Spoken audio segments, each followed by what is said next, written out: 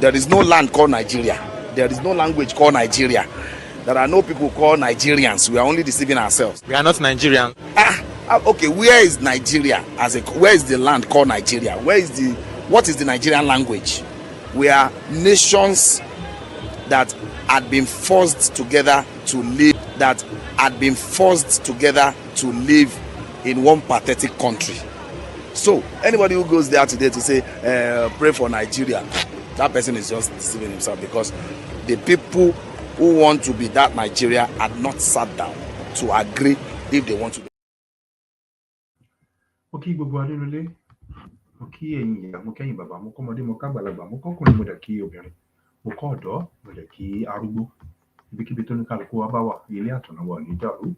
Ojú ta fi ń wo ètò ọ̀tálẹ́ òní, ojú wo ní fọ́, etí ta fi ń gbọ́, etí wo ò ní di. Gbogbo owó tó pé ètò tó ṣí ètò yìí, ọwọ́ yín fi gbé ọmọ sí. Mo kí ọ. Èní jẹ́ déètì èní jẹ́ 29/07/2025. 29/07/2025 ní ọjọ́ tòní. Mo kí gbogbo pátápátá. Mo wá kí ìyá wa Mrs. Modupeonitirimkoabiola, màmá atọ́nipẹ́ kí ìran ọmọ Democratic Republic of the Yorùbá gbé kó kúrò nínú oko ẹrú tàtẹ̀ ti kúrò. Ó yẹ pé àti ẹ̀sìn inú wọn mọ́ rárá. Elédùmarè lọ́jọ́ tòní, màmá kò ní fi yín lẹ̀. A kí bàbá wa Bọ́lájí Akíọlá Ọmọkọrẹ́, the president of ilẹ̀ Yorùbá, Akíngọ̀sà, and God bless you. A kí bàbá Black Lion, ilé àtọ̀nà yín ò ní dàrú, gbogbo iṣẹ́ biribiri tẹ́ ń ṣe. Elédùmarè àsùn yín ní ẹ̀san rere. Ẹ ṣé gan sà, and God bless you sà. Bẹ́ẹ̀ náà ni a kí gbogbo àwọn mídíà wa pátápátá tó ń gbóhùn sórí afẹ́fẹ́, èyí tó ń share, èyí tó ń like, èyí tó ń subscribe, èyí tó ń ṣe gbogbo ẹ̀. Tẹ̀sí ń subscribe, máa bá wa subscribe sórí ìkànnì wa. Orí Green for God 24 àti orí G4G support ẹ máa bá wa subscribe sí. Ilé àtọ̀nà wa ní dàrú, a kí gbogbo wa pátápátá. Bẹ́ẹ̀ náà ni a tún kí gbogbo àwọn ìyá wa tó ń ṣí ètò, tó ń like ètò, tó ń pin, tó ń like, tó ń subscribe lórí gbogbo wọn pátápátá là ń kí. Ilé àtọ̀nà yín ò ní dàrú o.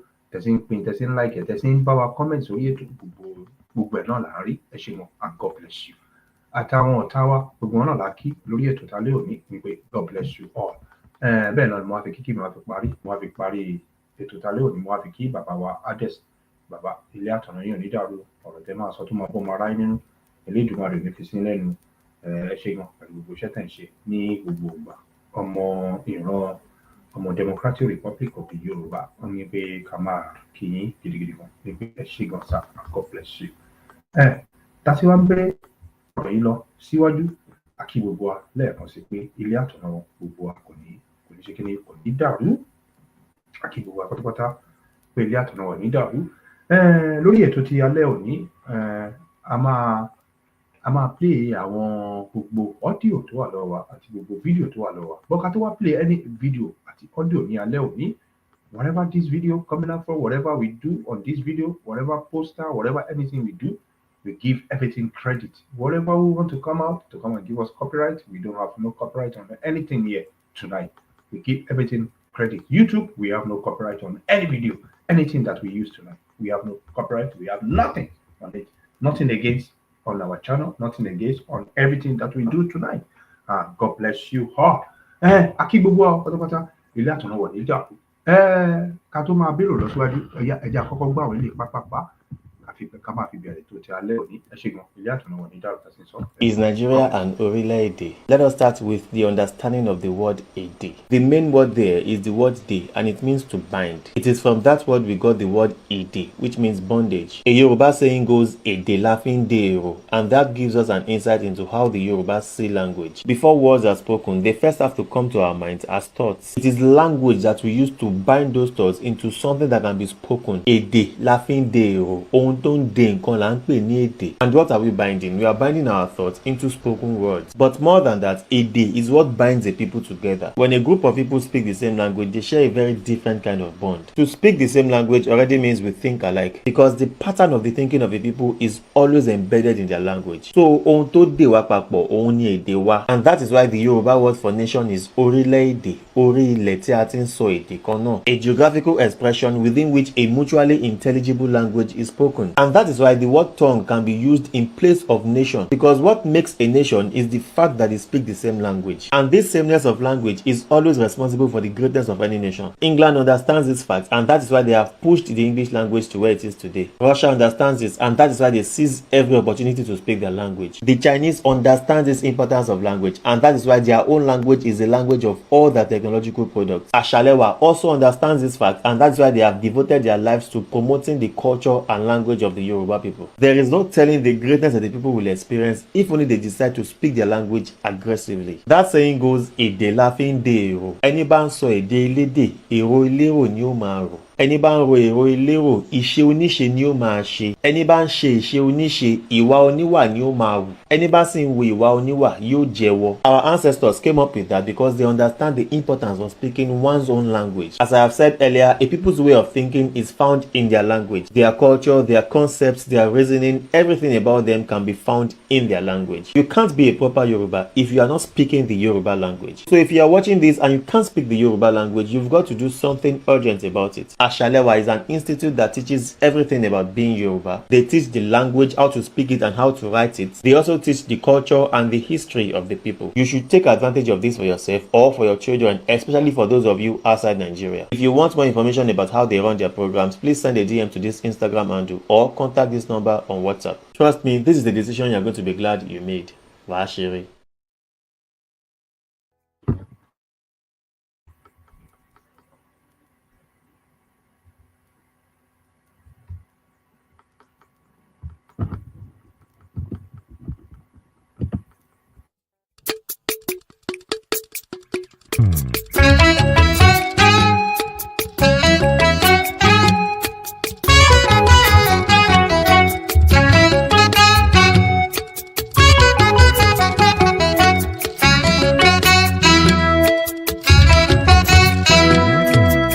Àṣà wa dára, àṣà wa rẹwà, ẹ jẹ́ ká káwọn ọmọ wa láṣà wa.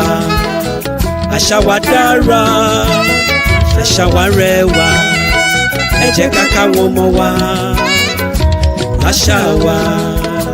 Àṣà wa dára, àṣà wa rẹwà, ẹ jẹ́ ká káwọn ọmọ wa láṣà wa. Àṣà wa dára, àṣà wa rẹwà, ẹ jẹ́ ká káwọn ọmọ wa láṣà wa. Òrìṣà tẹ́nìyàn bá ń bọ̀ tí kò bá fi hàn ọmọdé, ó dájú pé òrìṣà yẹn kò ní pẹ́ rárá. Ọ̀làjú ló dé ló mú gbogbo dorí kodò, ẹ jẹ́ ká káwọn ọmọ wa láṣà wa. Òrìṣà tẹ́nìyàn bá ń bọ̀ ará tí kò bá fi hàn ọmọdé ó dájú pé òrìṣà yẹn kò ní pẹ́ rárá. Ọ̀làjú ló dé ló mọ ohun gbogbo dorí kodò, ẹ jẹ́ ká káwọn ọmọ wa àní láṣà wa.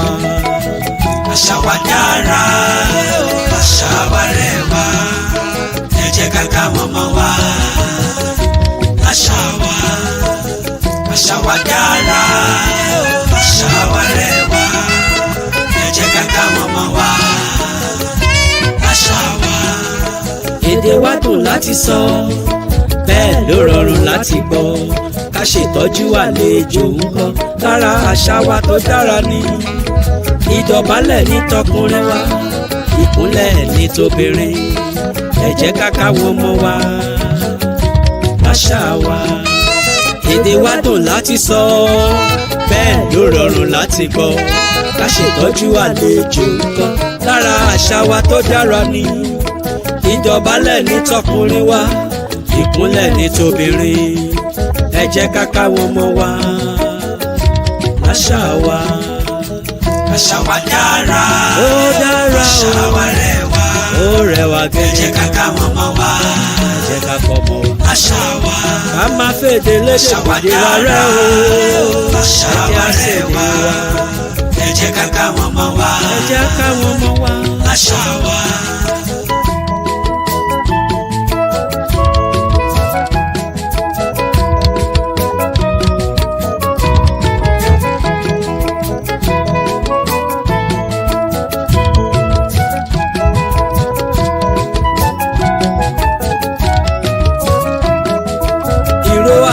bá ní tiwa kẹ̀mbẹ́ àti ṣòkòtò káwé gèlè kó dúró lórí kágẹ́fìlà kórí ẹni wú dàṣíkí ń bẹ nínú aṣọ wa àrán àtòfì ò bẹ́yìn o ẹ jẹ́ ká káwọn ọmọ wa láṣà wa ìró àti bùbá ní tiwa kẹ̀mbẹ́ àti ṣòkòtò káwé gèlè kó dúró lórí kágẹ́fìlà kórí ẹni wú dàṣíkí ń bẹ nínú aṣọ wa àrán àtòfì ò bẹ́yìn o ẹ jẹ́ ká káwọn ọmọ wa láṣà wa.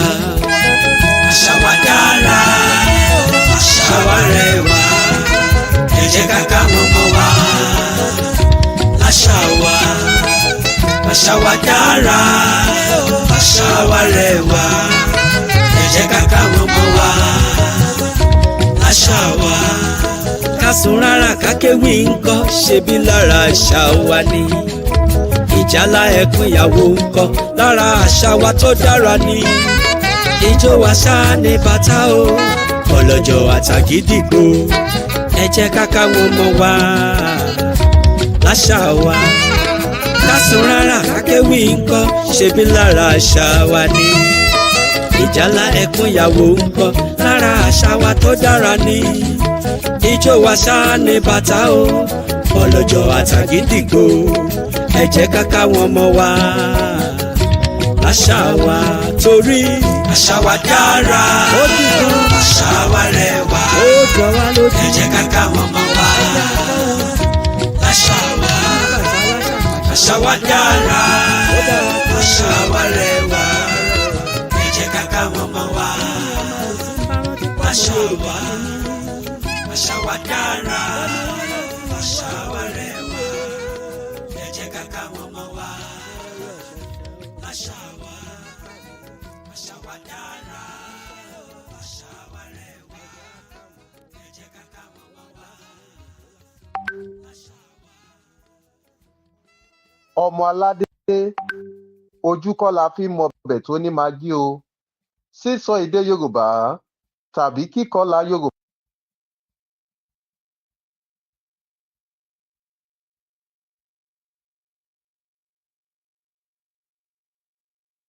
Yorùbá ló ní apá kan Benin Republic, Yorùbá ló ní apá kan Togo, Yorùbá ló ní apá kan Abidjan tó fi mọ́ etí kan ní ilẹ̀ Ghana tó jẹ́ pé Aláàfin tilẹ̀ Yorùbá ọba ìlú Ọ̀yọ́ ló ń darí tó sì ń pàṣẹ fún wọn. Ṣé ẹ ò gbàgbé ọ̀rọ̀ aṣòfin Bìrìtìkó ọ̀nà ló jìn ló jẹ́ kí n mú ní kéékèèké.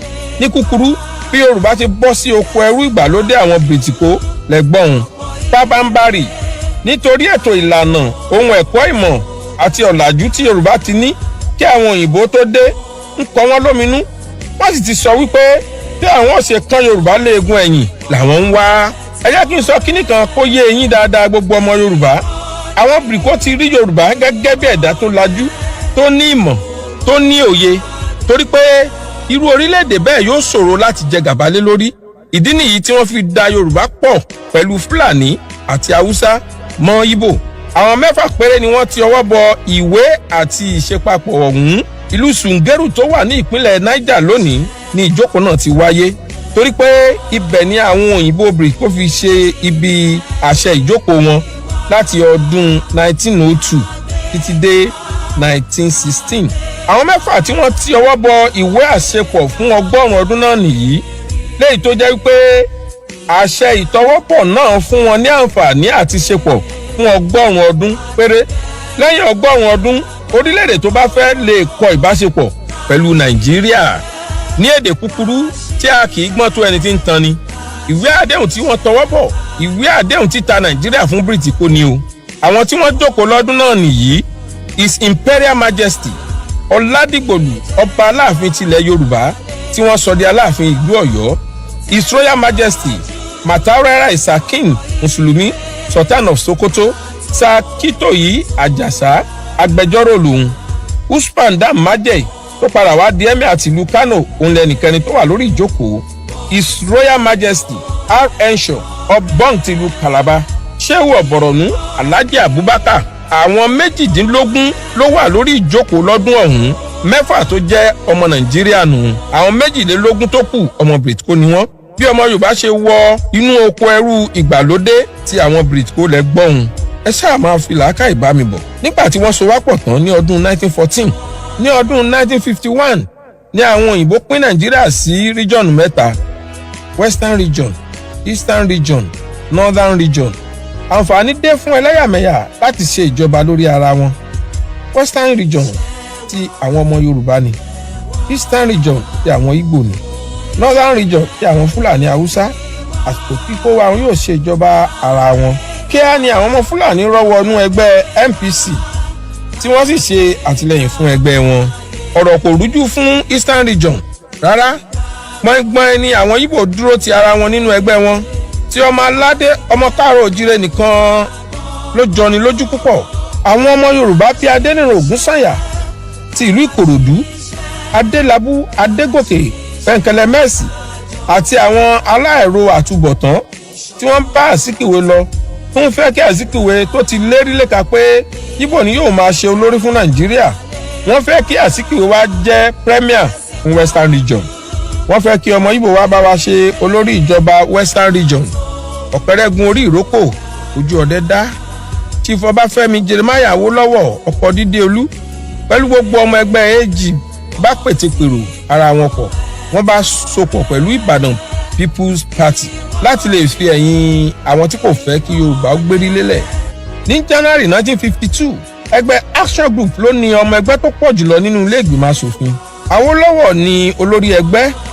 Ikú Bọ̀dé Thomas ló sì fún Akíntọ́lá ní àǹfààní àti jẹ igbákejì Awólọ́wọ̀.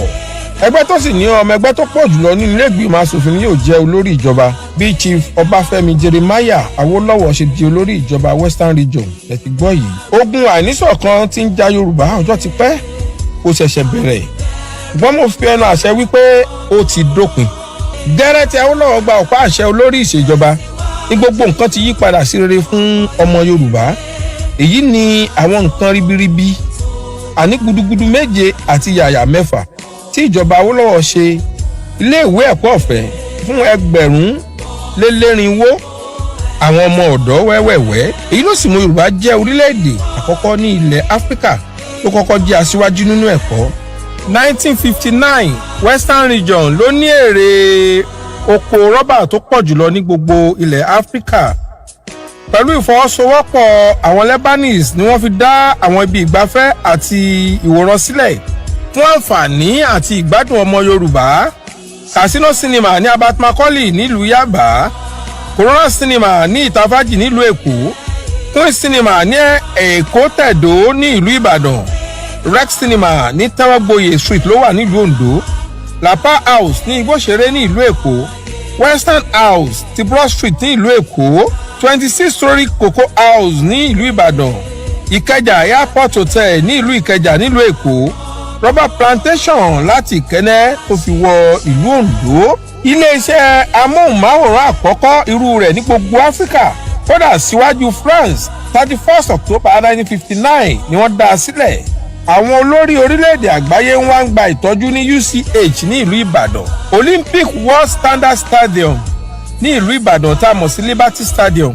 Ní ọdún 1959 owó ìṣúná ìṣàkóso Western region jẹ́ £55 million, nígbà tí owó ìṣúná gbogbo Nàìjíríà lápapọ̀ jẹ́ £50 million. Ṣe rí i pé kò jọra wọn rárá. Ìjọba Awólọ́wọ̀ ló dá Ọbáfẹ́mi Awólọ́wọ̀ Yunifásítì ti Ilé-Ifẹ̀ sílẹ̀ ní ọdún tí àwọn akẹ́kọ̀ọ́ gboyè jáde. Gírèdì wọn ṣe rẹ́gí pẹ̀lú àwọn yunifásítì tó kù lágbàáyé ni. Kò sì tí ì sí yunifásítì tó ní àgbékalẹ̀ ní gbogbo Nàìjíríà tó ti Ọbáfẹ́mi Awólọ́wọ̀ Yunifásítì. Ẹ débẹ̀ kẹ́ lọ gan ni. Ìjọba Awólọ́wọ̀ ló ṣe títì ọlọ́dà rẹpẹtẹ, wọ́n faná rogodo, omi ẹ̀rọ aláìníye, ilé ìgbádùn rẹpẹtẹ. Western region wá di ohun tí àwọn òyìnbó ń jowú. Western region ti wá ń ṣe ayé ní kàyéfì. Gbogbo ohun mèremère tí Awólọ́wọ̀ ń ṣe ló ń kọ àwọn Britco lóminú, tí ẹ̀rù sì ń bà wọ́n àti lè gbé ìjọba fún ọlọ́pọlọ pípé bí Ọbáfẹ́mi, torí pé bí idán ni gbogbo ohun tí ó ń ṣe. Ǹjẹ́ ẹ̀yin ti gbọ́ rí? Tàbí ẹ̀yin ti ẹ̀ mọ̀ pé Nigeria Embassy tó wà ní ìlú London lónìí, Western region ló ní ilé náà. Owó orílẹ̀-èdè Yorùbá ni wọ́n fi rà á. Ọmọ Yorùbá mélòó ló ń ṣiṣẹ́ ń bẹ̀ lónìí ń dán? mo sì ní kí n rán yín létí pé Abuja House Mansion tó wà ní Kensington ní ìlú London Western Region ọmọ Yorùbá orílẹ̀-èdè Yorùbá ló ní. Awólọ́wọ̀ ló rà á fún ìgbé ayé ìdẹ̀rùn fún àwọn ọmọ Yorùbá tó bá wá sí òkè òkun láti mọ̀ rí lò. Ẹ gbọ́ ná, ọmọ Yorùbá mélòó ló wà níbẹ̀ lónìí? Ẹ sọ fún mi. Àbí ẹ̀yin ò mọ̀ pé ibi tí Nàìjíríà ń lò fún àwọn alálàájì àti alálàájà tí wọ́n bá lọ sí ìlú Saudi láti lọ ṣiṣẹ́ Allah, ìjọba Awólọ́wọ̀ ló rà á fún àwọn ọmọ Yorùbá tí wọ́n bá lọ sí Saudi. Gbogbo rẹ̀ ni wọ́n ti sọ di ti Fúlàní. Ọmọ Yorùbá mélòó ló ń dé síbẹ̀ lásìkò yìí? Mo fi Elédùmarè tó ní ẹ̀mí mi búra pé gbogbo rẹ̀ pátápátá ni Yorùbá yóò gbà padà. Iṣẹ́ wa lẹ́wà orílẹ̀-èdè wa kàgbéga kàgbéga kàgbé. Mo kí gbogbo wa pátápátá lórí ètò tí alẹ́ òní tí wọ́n ń wọlé. Ẹ máa bá wa share, ẹ máa bá wa like, ẹ máa bá wa subscribe lórí tí mo sì máa ń sọ. Àwọn nǹkan kan wà tá a máa play lálẹ́ òní, lè má gbóhùn mi títí èyí tá a bá lè play lálẹ́ òní. Èyí náà ló mọ̀ ká play ẹ̀. Tá a bá play ẹ̀, ó ṣe é ṣe ká play nínú ọ̀rọ̀ màmá lé lórí náà, because ó ṣe é ṣe ká play nínú ọ̀rọ̀ màmá lé lórí. But ẹ jẹ́ àti play àwọn fídíò tá a fẹ́ play yìí. Ẹ jẹ́ ká tètè play àwọn fídíò tá a fẹ́ play yìí lẹ́ẹ̀kan sí gbogbo whatever video we play, whatever we do here tonight, we have no copyright on it. Whatever will come down to report, we have no copyright on YouTube. Yeah, we have no copyright on any video that we use, anything that we say tonight. Yeah, everything is on our own word, all right? And as we are indigenous Yoruba people, we have right to say whatever we need to say tonight. Ọmọ Yorùbá, ọmọ Democratic Republic of the Yorùbá, mo fẹ́ jẹ́ kí gbogbo ká farabalẹ̀ ká wo àwọn fídíò yìí. Tá bá ń wò, èmi máa dákẹ́ nígbà yìí. Ẹ̀yin gbọ́n kankan láti ẹnu mi, mo kàn máa play àwọn kankan fún ọ. Ẹ wá sí wá wọlé, ẹ wá máa bá wa share, ẹ máa bá wa like ẹ máa bá wa subscribe. Lẹ́ẹ̀kan sí ká tó play ọ̀rọ̀ màmá, ẹ jẹ́ àkọ́kọ́ gbà àwọn ilé iná síwájú. Ẹ ṣé gan, and God bless every one of us tonight. Elédùmarè ní fi wálẹ̀ o. Ó yá, ẹ jẹ́ dákẹ́ mi.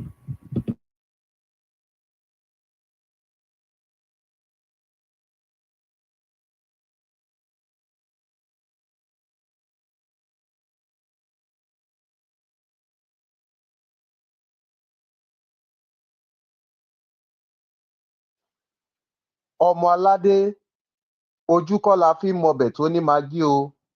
Sísọ èdè Yorùbá tàbí kíkọlà Yorùbá kò ní kí a jẹ́ ọmọ Yorùbá. Bẹ́ẹ̀ sì ni kò ní kí a fẹ́ràn ìran Yorùbá lótìítọ́ àti ní òdodo. Ǹjẹ́ a tilẹ̀ mọ̀ wípé ọ̀pọ̀ jù àwọn tí wọ́n pera wọn lọ́mọ Yorùbá lónìí ni wọn kì í ṣe ọmọ Yorùbá òtítọ́. Wọ́n kàn dáwọ́ Yorùbá bora ni, ọmọ àlè pọ́nbélé ni wọ́n. Àwọn bíi bàbá dúdú, ẹni tí ò jẹ́ nǹkan tó ń pera rẹ̀ ní nǹkan, overrated. Ẹ̀yin náà ẹ wò ó, kò rújú rárá.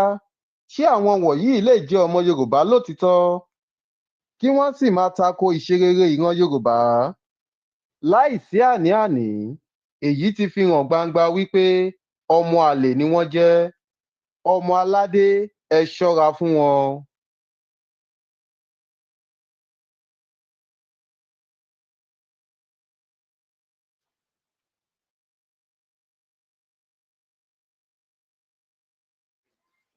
ẹ̀yin ọmọ yorùbá ẹ jẹ́ ká wò ó, tí kì í bá ṣe ọpẹ́lọpẹ́ ọlọ́run olódùmarè tó gbé màmá wa modúpẹ́ọlá onítìrí abíọ́lá dìde, ẹ wo bí àwọn ọ̀dàlẹ̀ yìí bá tún ṣe kó wa lọ sóko ẹrú mìíràn, oko ẹrú ẹlẹ́ẹ̀kẹta. Bí wọn ìbá ṣe máa tan àwọn ọmọ yorùbá jẹ rèé títí tí àwọn amúnisìn á fi gba gbogbo ilẹ̀ wa tán. Ṣùgbọ́n ṣé ẹ rí gbogbo ẹ̀yin ènìyàn wọ̀nyí tí ẹ̀ ń pa irọ́ fún àwọn ọmọ yorùbá, tí ẹ̀ ń fi dúdú pe funfun fún wa, tí ẹ̀ ń fi ẹ̀jẹ̀ sínú, tí ẹ̀ ń tu itọ́ funfun jáde, tó jẹ́ wípé gbogbo ìwà àti ìṣe yín ni láti tún kó ọmọ yorùbá padà sínú oko ẹrú ẹlẹ́ẹ̀kẹta. Ilẹ̀ yorùbá ò ní gbè yín o. Àwọn ọmọ tó ti inú yín jáde ẹrú ni gbogbo wọn yóò ṣekú. alẹ́lẹ̀ yorùbá wọ́n ti bínú sí gbogbo yín. ẹ̀yin àti ìdílé yín pátápátá kò ní jèrè ilẹ̀ yorùbá o. ó ti rí bẹ́ẹ̀ láṣẹ àwọn tó láyé, ó ti rí bẹ́ẹ̀ láṣẹ àwọn tó nílẹ̀, kò sì lè yí padà láéláé.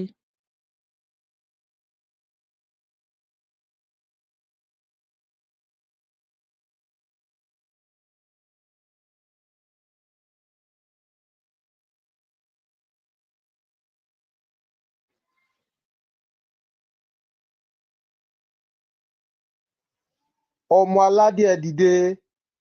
yorùbá bọ̀ wọ́n ní inú èsìsì kì í jóni lẹ́ẹ̀mejì. aláṣọ àlà ni wá. ẹ jẹ́ kí a yàgò fún àwọn elépo kí wọ́n má bàa tepo sí aṣọ àlà wa. àwọn bíi bàbá dúdú dúdú, overrated àti àwọn ọ̀bàyéjẹ́ tí wọ́n pera wọn lọ́ba ní ilẹ̀ yorùbá. àwọn ìkà, ọ̀dájú, ọ̀tá ìlọsíwájú ilẹ̀ yorùbá tún ti dé bí ìṣe wọn. gẹ́gẹ́ bí ẹ ti mọ̀ wọ́n wípé olè, òpùrọ́, abaniláyéjẹ́ ni gbogbo wọn.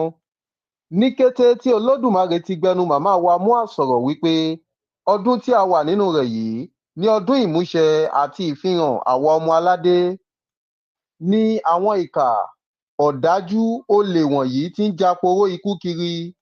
ṣèbí àwọn ọ̀bàyéjẹ́ wọ̀nyí ni wọ́n ta àwọn baba ńlá wa lẹ́rú. ọmọ aládé, ẹ jẹ́ kí a kíyèsára. àbí oore wo ni àṣà fẹ́ ṣọmọ adìyẹ bí kò ṣe kó pa á jẹ lọ.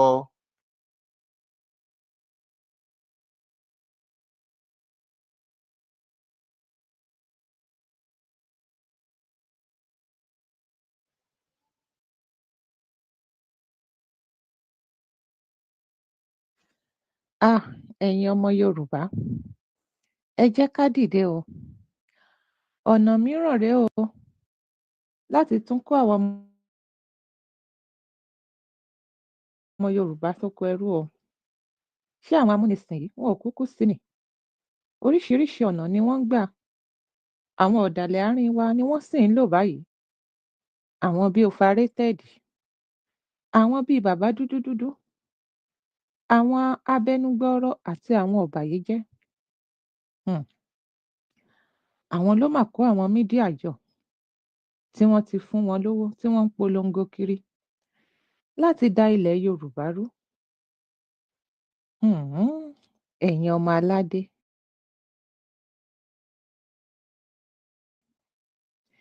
ẹ jẹ́ kí gbogbo wa dìde. ẹ má jẹ́ kí àwọn ọ̀tá inú ilé yìí, ẹ má jẹ́ kán tún kó wa lọ sóko ẹrú ẹlẹ́ẹ̀kẹta. ṣé ọ̀dọ̀ àwọn amúnisìn ni àwọn wọ̀nyí kúkú ti ń jẹun? ẹ jẹ́ á parapọ̀, ẹ jẹ́ á ṣera wa lóṣùṣù ọwọ̀. nítòótọ́, nípasẹ̀ ìrànlọ́wọ́ ọlọ́run olódùmarè àti màmá wa modúpẹ́ọlá onítìrí abíọ́lá, ìran yorùbá mà ti kúrò lóko ẹrú. ṣùgbọ́n àwọn ọ̀tá inú ilé yìí gan-an ni ìṣòro. ṣé tí kò bá kúkú sí olè ilé, olè ìta ò lè ráyè wọlé. nítorí náà, àwa ọmọ aládé, ẹ jẹ́ ká dìde. ilẹ̀ yorùbá ti di orílẹ̀-èdè o. kò sí ibi tí wọ́n lè gbé gbà mọ́. àárín wa o, ẹ jẹ́ ká ṣera wa lóṣùṣù ọwọ̀. ilẹ̀ yorùbá gbè wá, kò ní gbé ọ̀dàlẹ̀.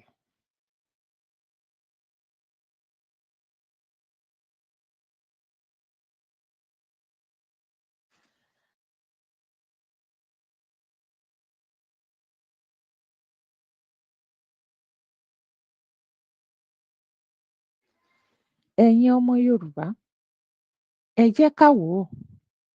tí kì í bá ṣe ọpẹ́lọpẹ́ ọlọ́run olódùmarè tó gbé màmá wa modúpẹ́ọlá onítìrí abíọ́lá dìde, ẹ wo bí àwọn ọ̀dàlẹ̀ yìí bá tún ṣe kó wa lọ sóko ẹrú mìíràn, oko ẹrú ẹlẹ́ẹ̀kẹta.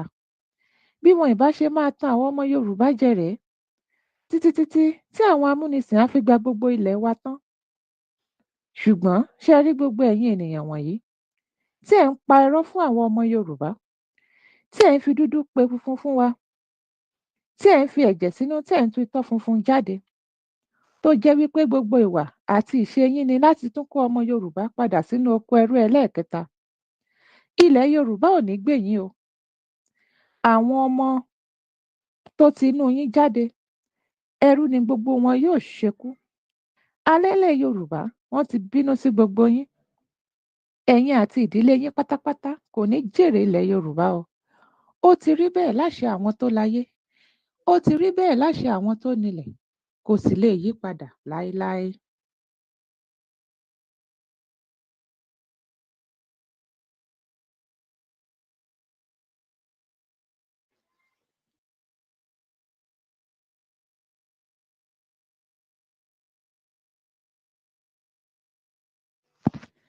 Ẹ̀yin ọmọ Yorùbá, ẹ jẹ́ ká ronú wa wò. Láti ọjọ́ tí àwọn ọ̀dàlẹ̀ yìí, àwọn overrated, àwọn bàbá dúdú, àwọn abẹnugbọ́rọ̀ tí wọ́n ti ń tan ọmọ Yorùbá pé wọ́n fẹ́ kó wa kúrò lóko ẹrú. Ǹjẹ́ ohun àrítọ́kasí rere kan wà tí a lè sọ pé wọ́n ti ṣe ní àṣeyọrí? Yálà ní ilẹ̀ Yorùbá ni tàbí ní gbogbo àgbáyé tí a lè sọ pé international. Àwọn eléyìí tí ẹ̀ ń wò yìí, ẹlẹ́tàn ni wọ́n o. Àwọn amúnisìn ló ń lò wọ́n kí wọ́n lè máa fàágùn láti lè fún wọn ní àyè dáadáa láti máa kó wa lẹ́rù síwájú àti síwájú sí i. Tí wọ́n bá ti gbówó fún wọn, àwọn náà bẹ̀rẹ̀ sí ní ṣe oríṣiríṣi láti lè ta ìran wọn. Ṣé a ò rí i pé àwọn ọ̀dàlẹ̀ tí wọ́n ta àwọn ọmọ Yorùbá sóko ẹrú lọ́jọ́sí, àwọn ọmọ wọn tó ṣẹ́kù ni wọ́n ń yọjú yìí o. Ara wọn rèé. Kò sí nǹkan kan tí wọ́n gbé dání láti lè kó àwọn ọmọ Yorùbá jáde kúrò nínú ìgbèkùn. Irọ́ àti ẹ̀tàn nìkan ló kún ẹnu wọn. Nítorí náà, àwa ọmọ Yorùbá, ẹ jẹ́ ká jí gìrì. Ẹ jẹ́ ká dìde láti gba ara wa sílẹ̀. Ẹ jẹ́ ká dúró ṣinṣin lórí ẹsẹ̀ wa wípé ìran Yorùbá kò tún ṣe ẹrú mọ́. Bí àwọn amúnisìn ṣe ṣe lọ́jọ́ náà lọ́hùn-ún rèé, tí wọ́n ń lo àwọn ọba láti ta ìran wọn. Wọn ò tíì jáwọ́ o. Overrated ni wọ́n tún ń lò báyìí pẹ̀lú bàbá dúdú tí àwọn ọba ti gbówó fún wọn láti máa pọ́n irọ́ léwé fún ọmọ Yorùbá. Kò sí ohun rere kankan tó lè jáde láti ara wọn bí kò ṣe kí a la ojú wa, kí a sì dúró lórí ẹsẹ̀ wa. Ọwọ́ èmi àti ìwọ tí ò ń gbọ́ mi yìí níṣẹ́ náà kù sí o. Kí wá ni ipa tí ìwọ fẹ́ kó? Àbí lórí ẹ̀tàn yìí náà ló sì fẹ́ jókòó sí ni? Ìbá sàn kí o darapọ̀ mọ́ ìhà òtítọ́ nísinsìnyí, nítorí pé òtítọ́ ní gbé orílẹ̀-èdè lékè. Ilé tí a bá sì fi itọ́ mọ, ìrì ni yóò wó irú ilé bẹ́ẹ̀. Èyí tó túmọ̀ sí pé irọ́ kò lè gbé wa débì kankan. Ire o.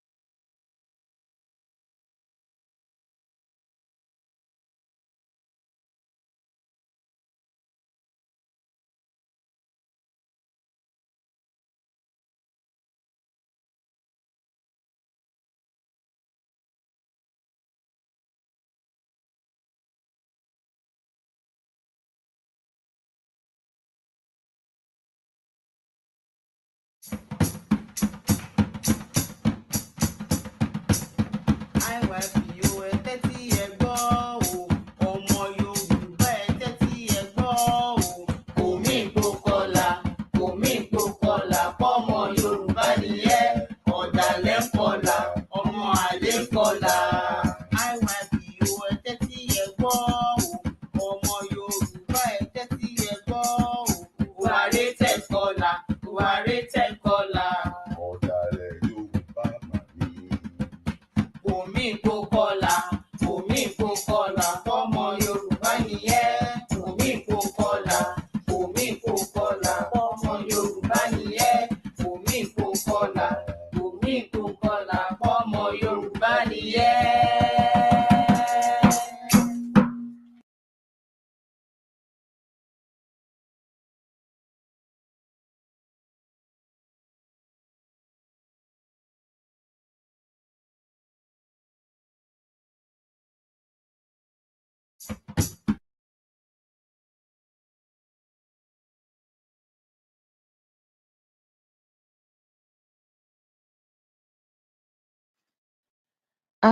Ẹ̀yin ọmọ Yorùbá, ẹ jẹ́ ká dìde o. Ọ̀nà mìíràn rèé o láti tún kó àwọn ọmọ Yorùbá sóko ẹrú o. Ṣé àwọn amúnisìn yìí wọn ò kúkú sinmi? Oríṣiríṣi ọ̀nà ni wọ́n ń gbà. Àwọn ọ̀dàlẹ̀ àárín wa ni wọ́n sì ń lò báyìí. Àwọn bíi overrated, àwọn bíi bàbá dúdú dúdú, àwọn abẹnugbọ́rọ̀ àti àwọn ọ̀bàyéjẹ́. Àwọn ló mà kó àwọn mídíà jọ tí wọ́n ti fún wọn lówó tí wọ́n ń polongo kiri láti da ilẹ̀ Yorùbá rú. Ẹ̀yin ọmọ aládé, gbogbo ẹ̀yin IYP ti DRY ni mo máa ń bá wí. Ẹ jẹ́ kí gbogbo wa dìde. Ẹ má jẹ́ kí àwọn ọ̀tá inú ilé yìí, ẹ má jẹ́ kán tún kó wa lọ sóko ẹrú ẹlẹ́ẹ̀kẹta. Ṣé ọ̀dọ̀ àwọn amúnisìn ni àwọn wọ̀nyí kúkú ti ń jẹun? Ẹ jẹ́ á parapọ̀. Ẹ jẹ́ á ṣera wa lóṣùṣù ọwọ̀. Nítòótọ́, nípasẹ̀ ìrànlọ́wọ́ Ọlọ́run Olódùmarè àti màmá wa Modúpẹ́ọlá Onítìrí Abíọ́lá, ìran Yorùbá mà ti kúrò lóko ẹrú. Ṣùgbọ́n àwọn ọ̀tá inú ilé yìí gan-an ni ìṣòro. Ṣé tí kò bá kúkú sí olè ilé, olè ìta ò lè ráyè wọlé? Nítorí náà, àwa ọmọ aládé, ẹ jẹ́ ká dìde. Ilẹ̀ Yorùbá ti di orílẹ̀-èdè o. Kò sí ibi tí wọ́n lè gbé gbà mọ́. Ẹ má gbà fún àwọn ọ̀tá inú ilé yìí láti kó sí àárín wa o. Ẹ jẹ́ ká ṣera wa lóṣùṣù ọwọ̀. Ilẹ̀ Yorùbá gbè wá, kò ní gbé ọ̀dàlẹ̀.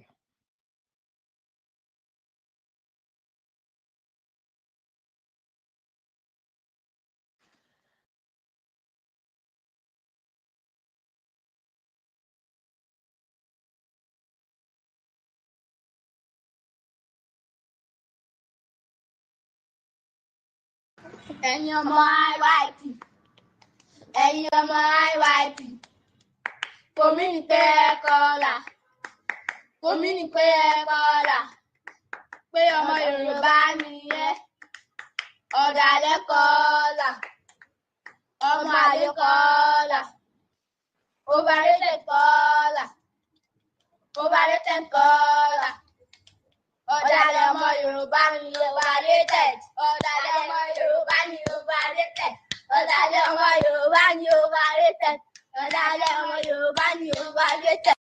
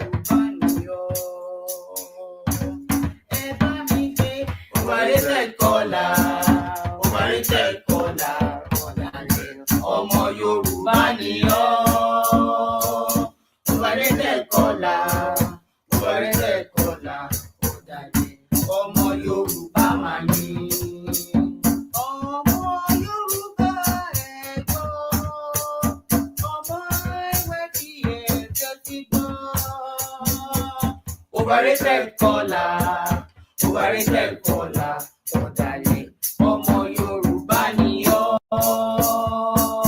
Overrated caller, overrated caller, ọ̀dàlẹ̀ ọmọ Yorùbá mà ní.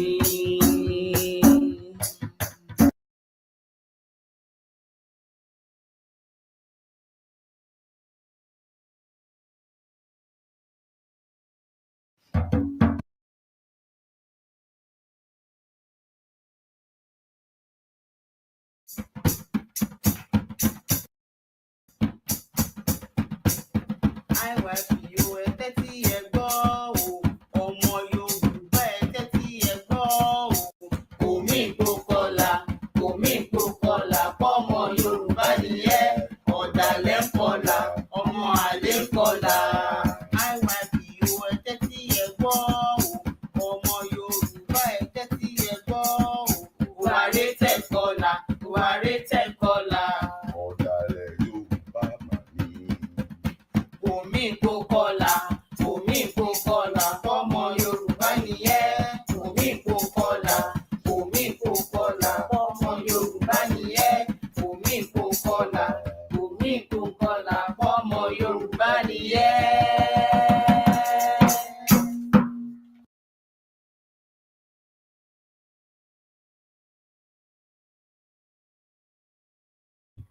Ṣé ń gbádùn ẹ̀? Kò mí ìgbé kó kọlà pé ọmọ Yorùbá ni ẹ́, ọ̀dàlẹ̀ ń kọlà, àwọn ọmọ òfò ń kọlà, àwọn ọ̀daràn wọn ń kọlà. Kò mí ìgbé kó kọ́, kò mí ìgbé kó má kọ́. Àwọn nǹkan náà wà tó ọ̀kọ́ ó yẹ pé ọ̀dàlẹ̀ ni gbogbo wọn. Ọ̀dàlẹ̀ abá ilẹ̀ lọ, ọ̀dàlẹ̀ abálẹ̀ lọ, bí kò yé wa, ọ̀dàlẹ̀ abá ilẹ̀ lọ. Ọ̀dẹ̀ ń fún ọ̀dàlẹ̀ ní another second chance. Ọmọ àlè ló pọ̀ jù nínú àwọn ọ̀dàlẹ̀, àbí kò yé wa, ọ̀dàlẹ̀ abálẹ̀ lọ. Yẹjá kúrò lórí eléyìí báyìí, mo fẹ́ play ọ̀rọ̀ màmá, bọ́ká tó play ọ̀rọ̀ màmá lórí mo fẹ́ kọrin, mo fẹ́ fún àwọn ọ̀dàlẹ̀. Ẹjá wo ẹ̀fún eléyìí ẹ̀jẹ̀ ẹ̀fún eléyìí. tó bá ti sùn má díjú méjèèjì o, ọ̀dàlẹ̀ lọ̀dàlẹ̀ máa jẹ́. ọ̀dàlẹ̀ òkè ronúpìwàdà, ọgbọ́n mi ló tún máa lò láti bá tiẹ̀ jẹ́. So má fún ọ̀dàlẹ̀ ní second chance, wọn kì í fún ọ̀dàlẹ̀ ní second chance.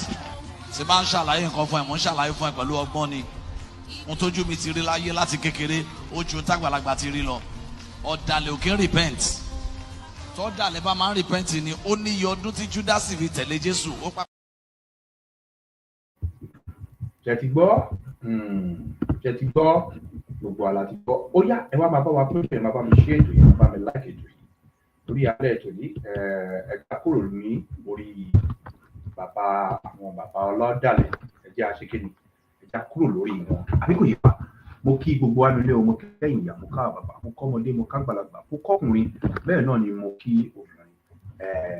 Ẹ̀jẹ̀ àkọ́kọ́ fi eléyìí a máa fi bẹ̀rẹ̀ títí alẹ́ tòní. Mo kí gbogbo wa pátápátá, ilé àtọ̀nà wa ṣe kò ní dàrú. Ó yá ẹ̀mọ́ bọ̀ Adébẹ̀dán bọ̀ bẹ̀rẹ̀ ká gbọ́ àwọn ọ̀rọ̀ yìí.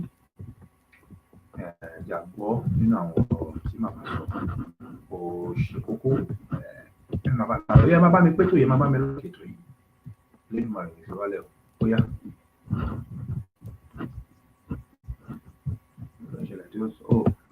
IYP of Democratic Republic of the Yoruba, DRY, on Sunday, 13th July, 2025. I want us to pay good attention to what I want to say at this point. I want to explain certain things to our understanding. Some of what I am going to say now are things we've heard earlier, while some others are being brought to our hearing just now. I want us to walk through it together as I speak. Let's begin this way. We all understand, as indigenous Yoruba people, IYP, such that there's no confusion about it whatsoever, that we are Yoruba. We are IYP. We are indigenous people. We are sovereign people. We are a nation. We are a country, and we are a sovereign nation. We are a sovereign people with our own language, culture, ways of life, the way we worship Almighty God, the way we praise Him and do His will, Also, we have our God-given resources and all that He has given to us, and this has been so from the beginning of time. We have lived this very life and lifestyle of ours from the beginning. Now let us visualize what this way of our life must have been, such that when a certain foreigner came to our land, he was surprised at the kind of life we were living and testified that there was no thief nor beggar in our land. He testified to seeing great riches, high moral values, high self-esteem, positively speaking, a people that do not want anything less than dignity. He testified to us, Yoruba, being a people of integrity. He said we were highly advanced in education and with high spirituality. He described us, Yoruba, as people of high caliber. He testified to our being very advanced. And we lived in cities and towns where the level of urbanization at that time matched that of Europe and America. As a matter of fact, the old Oyo Empire was said to be favorably comparable with the British Empire, and also that we, the Yoruba, lived a very good life, having a high standard of living. It is also on record that, at that time, we indigenous Yoruba people had amongst us what they, colonizers, now refer to as democracy. What is democracy? Democracy simply means the will of the people, but it can be operated and manifested in any form. For us, the Yoruba people at that time, the Oba king was the government, and the government of the Oba was in the context of the will of the people, that is, democracy. I always tell us to understand that there is difference between government and culture. Our culture as Yoruba is one thing, while our government in Yoruba land at that time, and always, is another thing. Back then, our government in Yoruba land were the Obas. They were the government of the day. But our culture as Yoruba is another thing. A way of showing the difference between our government back then and our culture is seen in the fact that many of the Obas in Yoruba land do not respect or obey our culture, but rather they disrespect the culture. So, government and culture are never the same in Yoruba land, more especially the present-day so-called Obas who can be found practically at every road junction. These are the Obayeje, spoilers of society, whom Almighty God has now helped me in wiping them off our land. Many of them confer great titles in Yoruba land, titles meant for indigenous Yoruba people. They give these to foreigners. They sell parcels of land in our ancestral territory to foreigners. These things are contrary to our culture. They even do worse by getting married to foreigners, quite an abomination. It gets even much worse as they dress in clothing and dresses that are foreign to our culture. They actually also go so badly that they speak a foreign language to their own people, the indigenous Yoruba people. That way, they completely mess up our culture. Definitely, they are not worthy of being called Obas in Yoruba land or over indigenous Yoruba people. It is very clear through these examples that they have not been promoting our culture, and it is therefore clear evidence that culture is one thing, the Oba is another thing. Our culture is our ways of life, our lifestyle from the foundation of our existence as indigenous Yoruba people. For instance, our females kneel down to greet an elder while our males prostrate to do the same. That's our culture, and it has absolutely nothing to do with existence or non-existence of an Oba. We have our Oriki as individuals and families. This is part of our culture and has absolutely nothing to do with the existence or non-existence of the position of an Oba. We have various ways of greeting one another under numerous different circumstances. This is part of our Yoruba culture and is not dependent on whether the position of Oba exists or does not exist. The way we contract our marriages and conduct marriage procedures in Yoruba land, the way we name children when born, the way we conduct ceremonies of passage when our people go through death, all these are unique ways that characterize our culture as indigenous Yoruba people. and are not in any way altered, affected, or dependent on the existence or non-existence of an Oba, nor on issue of Oba sheep.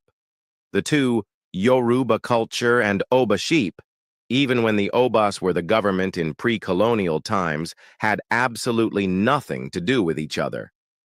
Oba, or the position of being an Oba, is therefore not culture. Rather, it was the system of government back then and not a part of Yoruba indigenous culture. Government can take any form. Back then, government in Yoruba land was in the form of Oba, monarchy, though with a democratic check and balance, whereas our culture as Yoruba, regardless of whatever form of government is practiced or not practiced, our culture, our way of life, as Yoruba, remains what it is. Culture and Oba sheep are two different and separate things. Indigenous Yoruba people don't ever make the mistake of including the Oba or position of an Oba as being culture. No, it is not. Oba is government, a type of government, not the only type, though. To understand this fact further, take note of this, that even though colonization removed the Oba from being the government in Yoruba land, did that removal of the Oba change or affect our culture as Yoruba in any way whatsoever? Number our ways of life, our culture, still remains our ways of life forever, whether the government in our land is in the form of Oba or in any other form. Our culture still remains, regardless of the form of government we adopt. For instance, our Yoruba marriage procedures still remain the same. Our child naming procedures as Yoruba people still remain the same. Every aspect of our Yoruba culture remains exactly the same and has nothing whatsoever to do with whether the system of government is a monarchy, that is Oba, or any other system. The Oba is not the mandatory person who names children in Yoruba land. Just to give an insight into the fact that with or without Oba, our culture is intact. The Oba is not the one responsible for conducting our marriage procedures as Yoruba people, and so on and so forth. Our culture and our heritage is ours as Yoruba people, and are not manifested or conducted through the Oba. Our culture and heritage is self-existent among us and not operated by or through an Oba. No, it is not. The Oba is just a system of government and not a part of our culture, our day-to-day practices as Yoruba. And since the time that the colonizer had removed the Oba from being the government in Yoruba land, there has not been Oba in Yoruba land. In other words, now, in this day, not only is the Oba not a part of our cultural way of daily existence, it has never been, it is also not the system of government in our land, because it was removed by colonization. Today and forever in Yoruba land, there is no Oba. The non-existence of Oba as the government in Yoruba land, since the time that colonization removed them as government, has not in any way stopped our culture, our way of life, our way of functioning as Yoruba people, from being in operation. Our culture has continued in full swing despite the Oba no longer being the government in our Yoruba land. Don't let anybody deceive you concerning these facts. The Oba is not a part of our culture. The so-called Obas themselves habitually indulge in abuse of power. That definitely is not our culture. They commit all kinds of atrocities as a norm, and that definitely doesn't represent our culture. They forcibly take other people's wives. They forcibly take other people's land. They are an agonizing menace to the people. They are the ones that sold our glory into slavery during the transatlantic slave trade, selling our Yoruba people as slaves. That definitely doesn't represent our culture. So, the Oba is not in any way connected with Yoruba culture. There's nothing culturally Yoruba about them. The foreigner, the evil colonizer Macaulay, reported that he saw good and glorious things in our land and our lives as Africans, and we know Yoruba is the very epitome of this. He saw that we had government and every good system in place. Now take note of those observations about our people, the Yoruba, and imagine the kind of good life that our forefathers lived at that time. They were highly advanced.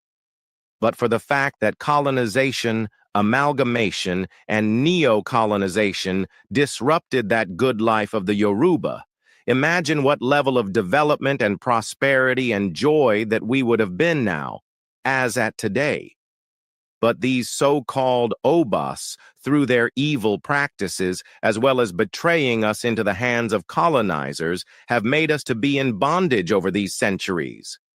As a matter of fact, the colonizers saw the Obas operating a class division in relation to other Yoruba people, and that very principle of class division was copied by the colonizers and used against the Obas also. The colonizers further used class division to achieve all the destruction they did in and to our Yoruba society. But now, God has shown us mercy. He has done a wonderful thing for us, a miracle. We have received mercy. Thus, we indigenous Yoruba people, we know it very clearly that we are IYP. We are Yoruba from the beginning of time. We know we dwell on our ancestral land, though much of it has been cut off through the negative activities of colonization and neo-colonization. But now we have received mercy from God, and He has forgiven us. We understand all these things, that we are created by God as I have already described, created as Yoruba, a sovereign people, sovereign nation. We were not created by a human being. God created us. No human being is the source of our identity, nationhood, and sovereignty. God alone is the source. We didn't create our language, Yoruba. God did for us and put it in us. We didn't select our lifestyle as Yoruba by ourselves or for ourselves, our type of dressing, and so on. God did. He led and taught our forefathers in those ways, and which now is our culture. We clearly understand these facts, and there's no confusion whatsoever about them. That we are an ethnicity, a people of common descent, and we have our own government, despite the fact that they operated in the evil practices of abuse of power and in division of class. Nevertheless, it was still a government, and it was our own government, ever before any foreigner or colonizer stepped on our ancestral land. And at that time, even the Obas themselves knew they were in serious trouble if the people rose against them. In other words, there was check and balance. If the people decided they had had enough of the atrocities of an Oba, they would ask him to sigba, and that was the end of him, literally. He would die because the people no longer want him. So, let it be clear, the Obas were the government. The invading colonizers knew this fact, that we had our own government before they, foreigners, arrived on our land. They also knew, because they met on ground, the fact that we had our own systems and structures that were very functional and enviable. Remember how they documented the fact that the level of urbanization in Yoruba land matched that of Europe and America. Imagine, therefore, the level of great society and God's goodness to us even far back at that time. And consider the millions of years for which we have been living and existing as the Yoruba race. I am taking us through all of this analysis so that we can then see how Nigeria is an illegality and which can never produce legality, so that we can appreciate what good that God has done for us as Yoruba. I want to explain all of this to us. I want us to properly know it and understand it very well. The goodness that God has done. We are clear on that. We are a race, a specific ethnicity, a unique identity. We are one entity. We are Yoruba, and we are a nation. We also dwell on our ancestral land, the land of our forefathers.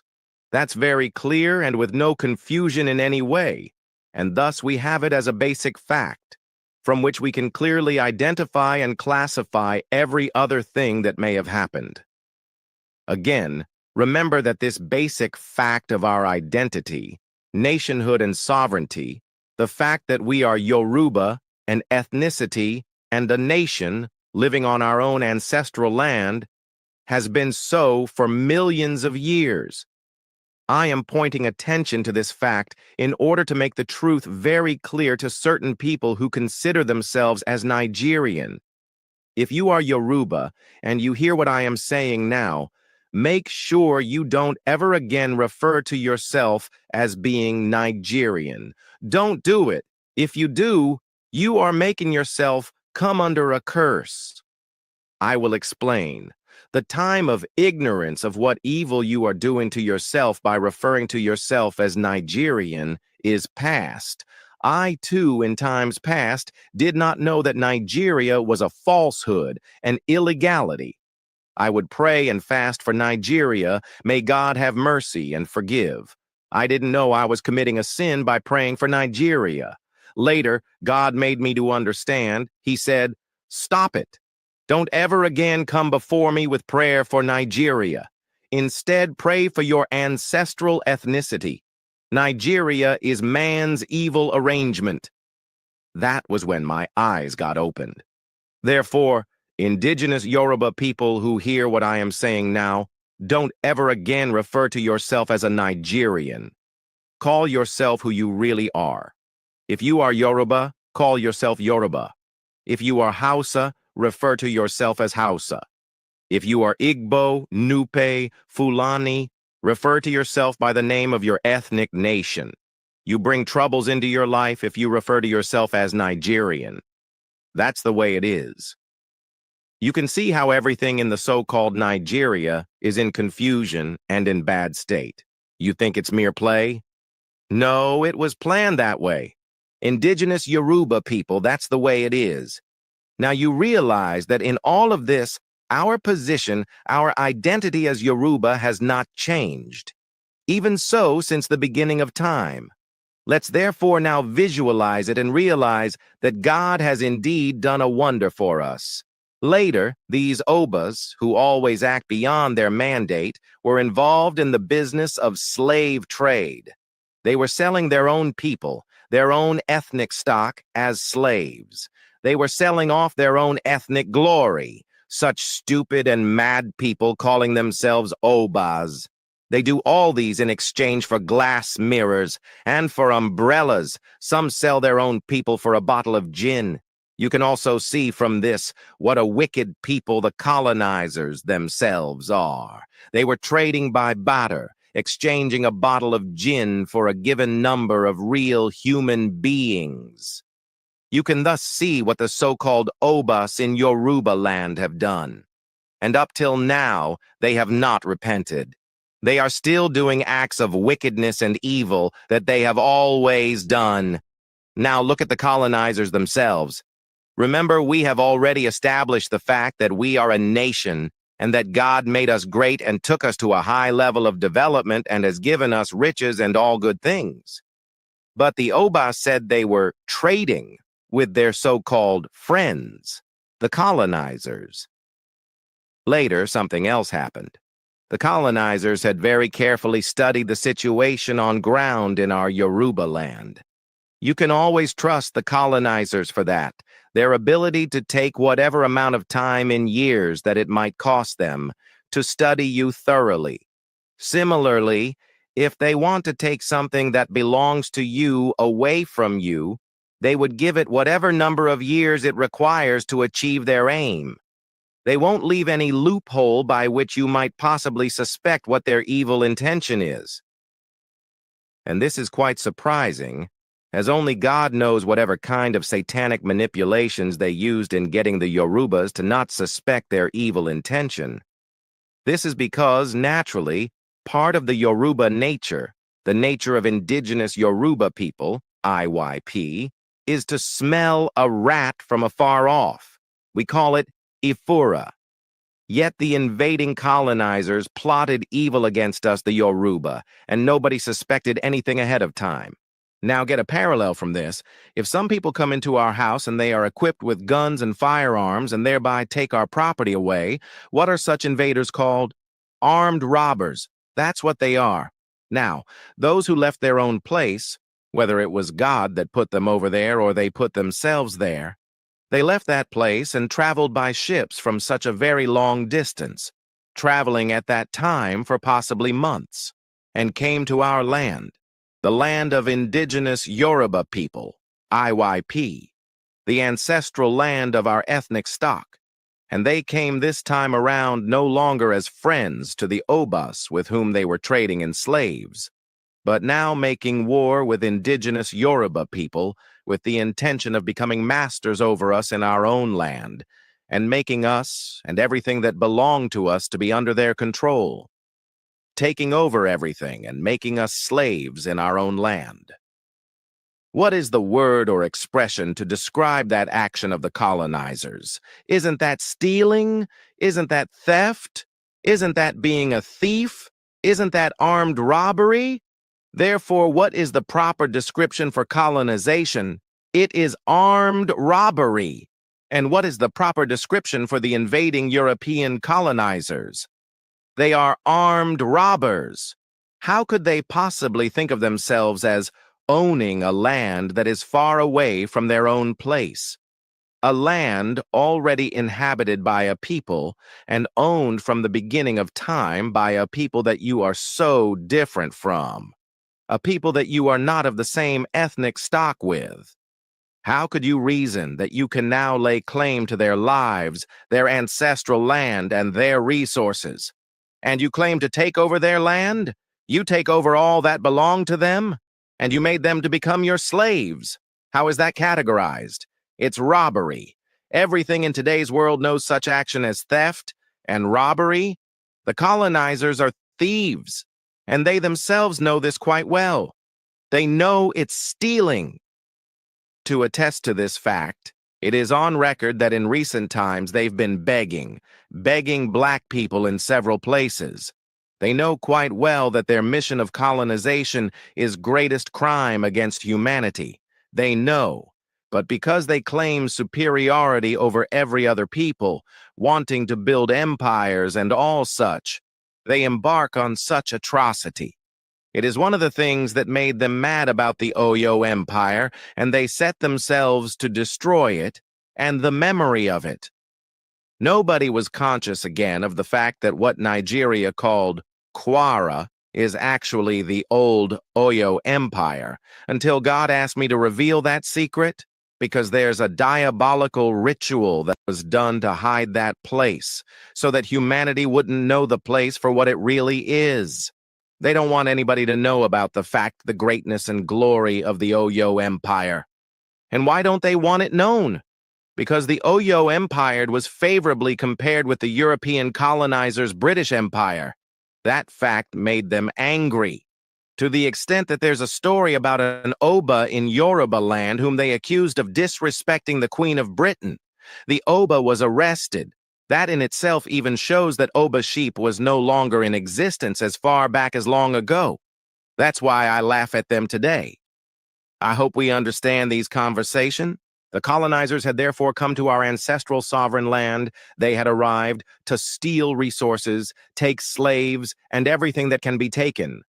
They then claimed that they own all these things. They claim ownership of a territory that is not their territory. That definitely is armed robbery. I hope we now understand it. Let's keep following the discussion. In spite of all the colonial robbery activities, however, we still remain the Yoruba ethnic stock. That fact does not change. I hope you understand that. We are still IYP. We are indigenous people. We are sovereign people living on our own ancestral land. Nothing has changed in all of that. All of that is still intact concerning us. I hope we are continuing to understand it. The evil there is that when they came with arms and ammunition against us in order to steal what is ours, If there were no internal collaborators, these invaders wouldn't have succeeded in stealing what is ours. When they had arrived to start claiming ownership of all that belonged to us and take our resources and everything that is ours, and that we no longer have power over what is ours, but they would be controlling our lives if they didn't have those internal saboteurs collaborating with them, they would never have succeeded. Never. After all, they couldn't colonize Ethiopia because Ethiopia didn't have enemies within that would collaborate with invaders. Thus, those who agreed to be saboteurs within, to work against our own race, Yoruba, are these Obas, who are better described as Obayeje, destroyers of society. They are the ones that were recruited by the colonizers to be the saboteurs. The so-called elites are also part of the internal enemies. They are saboteurs. They do all kinds of evil against their own Yoruba race. They have been recruited for this wicked work by the colonizers, and they packaged everything in such a way as though they were doing us good. But despite it all, despite all the evil and the collaboration, our identity as Yoruba remain intact, because God is the one who created us. So there's no way our identity would be lost. The only way that identity can be lost is for these enemies to physically wipe out the entire race. And this is something the colonizers do for other ethnic nations. They do it quite well. On this earth, these colonizers do it. But it's just that Almighty God did not allow them to achieve such with us, the Yoruba race. Yoruba is more than what can be destroyed. Who can wipe out the Yoruba? Nobody. We are the apple of God's eye. You want to wipe us out? It's never possible. Again, remember that despite all the atrocities done against us by the colonizers and the internal collaborators, we still remain on our ancestral land and we live there. Through God's mercy, they did not succeed in wiping us out. We remain living on our land. We still have our identity as Yoruba, and we are living our lives according to our culture and heritage. But remember that the colonizers had by this time taken over power over all that belonged to us, except that we still have our Yoruba identity and living on our Yoruba ancestral land. As much as they had taken over everything that we own, our Yoruba identity has never changed. Take note of that. We still remain IYP, Indigenous Yoruba people. We still live on our ancestral land, even though we had been stripped of all authority over our land, but we still continued to exist there. You can imagine, we no longer had our way on our land. The very land where we as a people have lived for centuries, for millions of years of our existence. Suddenly they came and overwhelmed us, taking over control of our land and all things, which was never theirs. That is robbery. In today's world, anyone who tries to do such an evil would definitely be identified as thieves. And the only reason they succeeded against us was because of these Obas. The Obas cooperated with the evil invaders. And what did the colonizers use against us? They used military weapons, weapons of war against us, advanced military might. But for that, they wouldn't have succeeded. And they had previously and deliberately weakened every place and territory before coming with advanced military might. They first got the saboteurs, the Obas, to sell off the glory of the land, the physical might and mental strength of the people of the land. They were sold off as slaves. Thus, the strong ones who could fight back any invasion had been taken out through the slave trade. The colonizers ensured that they achieved that first, and it was the Obas who made it possible. They facilitated it. They sold their own ethnic stock into slavery. Even after slave trade had been officially abolished, the Obas refused to comply. They were still selling people as slaves.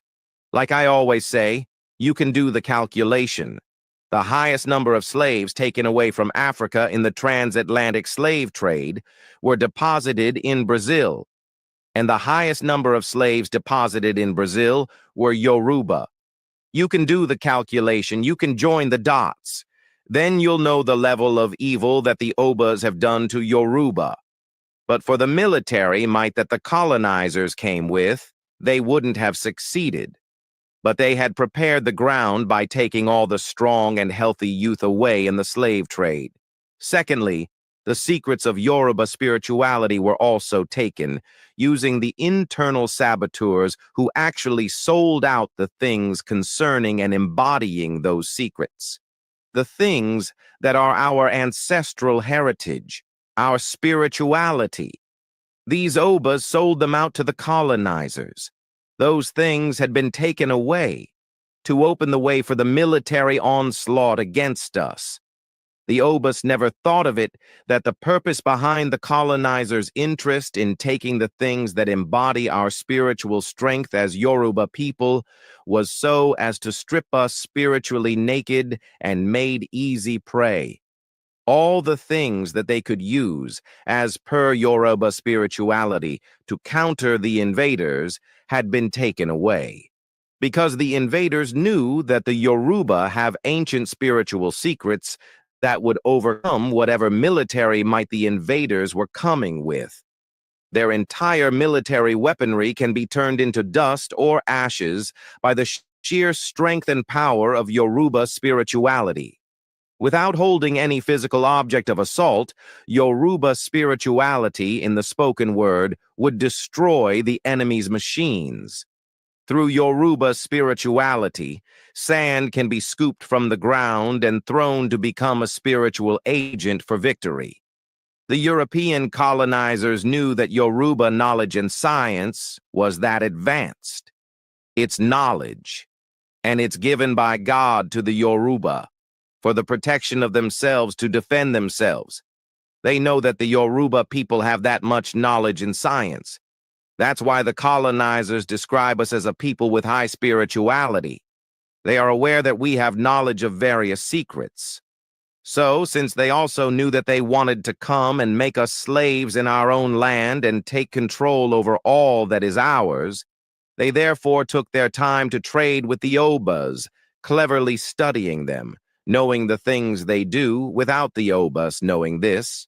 As soon as the colonizers had achieved the buying of the strength of the land, in the form of slaves transported far away from our land, they thereafter took from the people the Yoruba spiritual secrets and science, such that there would not be any successful resistance when they eventually come against us with military might. The Ethiopians fought successfully against the colonizing invaders by using part of their own Ethiopian secret knowledge and science, their spirituality. That's why the colonizers couldn't overcome the Ethiopians. But the spiritual secrets of indigenous Yoruba people had been sold by the so-called Obas. They had given them away to our enemies, just because they were offered money, having therefore taken the power of the Yoruba from the Obas, and without these Obas even realizing it, the colonizers could strike. This is the way the colonizers operate. The Obas didn't realize that the colonizers already had first set them up for defeat, the Obas having shot their own selves in the foot. The colonizers then came in their own true color. They declared their intention to take over the land, Yoruba land. The strong and glorious youth who could fight back had by then been sold into slavery, and the spiritual secrets of power to fight back had also been compromised, sold off. Then the way was clear. The colonizer ensured that they first weakened us by getting the strong and best of us sold into slavery and our spiritual secrets of power also taken or bought via the collaborating Obas. It's the colonizer's strategy anytime they want to come against you. They'll first weaken everything you have, everything you are. Thereafter, any attack from them knocks you out. That was what they did to the so-called Obas. But in spite of all this, our race, our Yoruba ethnicity, still remain, and we are living on our indigenous ancestral land. We are still who God created us to be. We are indigenous Yoruba people, IYP. We are indigenous people. We are a nation, a sovereign nation, and we are still on our land. Even though the so-called Obas have spoiled things, they have compromised our race, they have been saboteurs and collaborators with the enemy. But we still remain on our land, and we are still the Yoruba ethnicity. I hope we now properly understand these very things. Just visualize it once again. At every stage of the things we have been subjected to in our history and encounter with colonizers, our Yoruba identity remains unchanged. We are Yoruba. God created us so, and that has not changed. We still are Yoruba. That's how powerful it is, no matter the number of people still remaining among the ethnic stock. As long as they are still dwelling on their ancestral land, speaking their own language, existing in the practice of their own culture, there's nothing anybody can successfully do against the fact of their identity or against their rights. Even if they are just a few, those few represent the entire ethnicity. They represent all the others of their people. And whenever God does his wonders for them, they'll begin to increase. Let's understand that properly, so that you can know how or where the foreigner, the enemy, would use to come in. So you can see the ways and manner by which they sneak in. Hold these facts firmly. It's very important. Let's continue.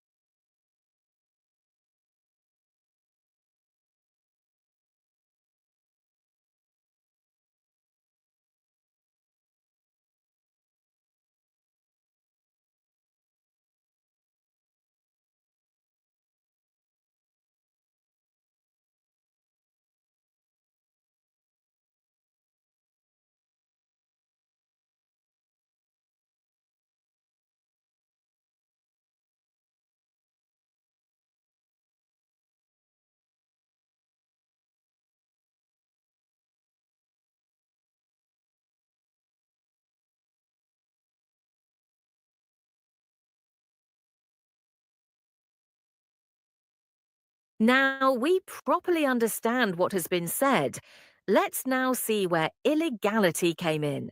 Remember, I said that the person who suddenly arrives at a land not his own ancestral land, and with the intention to steal and to turn the owners into slaves, you have committed crime against humanity.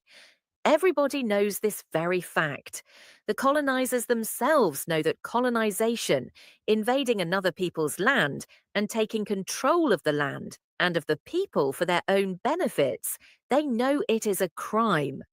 But they hide that crime under the term colonization. They took what belongs to us, IYP. They did the same thing in other places throughout Africa, but I'm speaking specifically of IYP, Indigenous Yoruba people, specifically singling out IYP, which is my own race. That's why I speak the way I do. So let's start this way. Let's look at the intention, which is the basis of every action.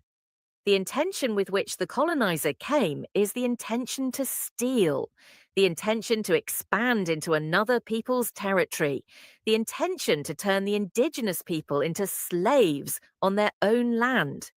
You are aware also that all of these intention are crimes against humanity, crimes against fellow humans, against the human species. That is very clear and not confusing in any way. In other words, you can see that the foundation of what the colonizer came to our land to do is an illegal foundation, an illegal intention. I hope you're getting to understand it. You can see illegality, the intention with which they came, to take what belongs to another people, to dispossess the rightful owner, and to make the rightful owners slaves, and take all that belonged to those rightful owners to be for them. The invader, the colonizer, and be using those things for themselves. I hope you understand what I am saying. Be patient and attentive to understand it. Intention goes before an action. It is the foundation for the action. The intention with which they came to our land is not actually to be friends with us. No, they only cajoled us with that deception so we could easily fall prey.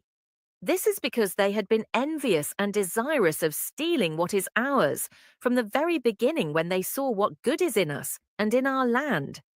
They had never seen a people so blessed.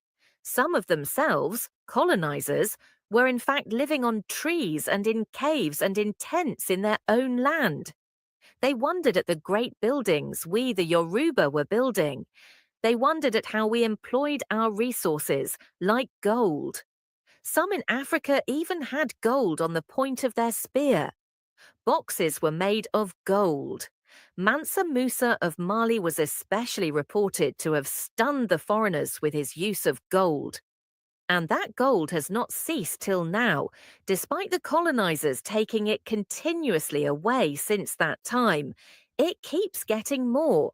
The Yoruba did a lot with gold. The Ashanti also did wonders with gold.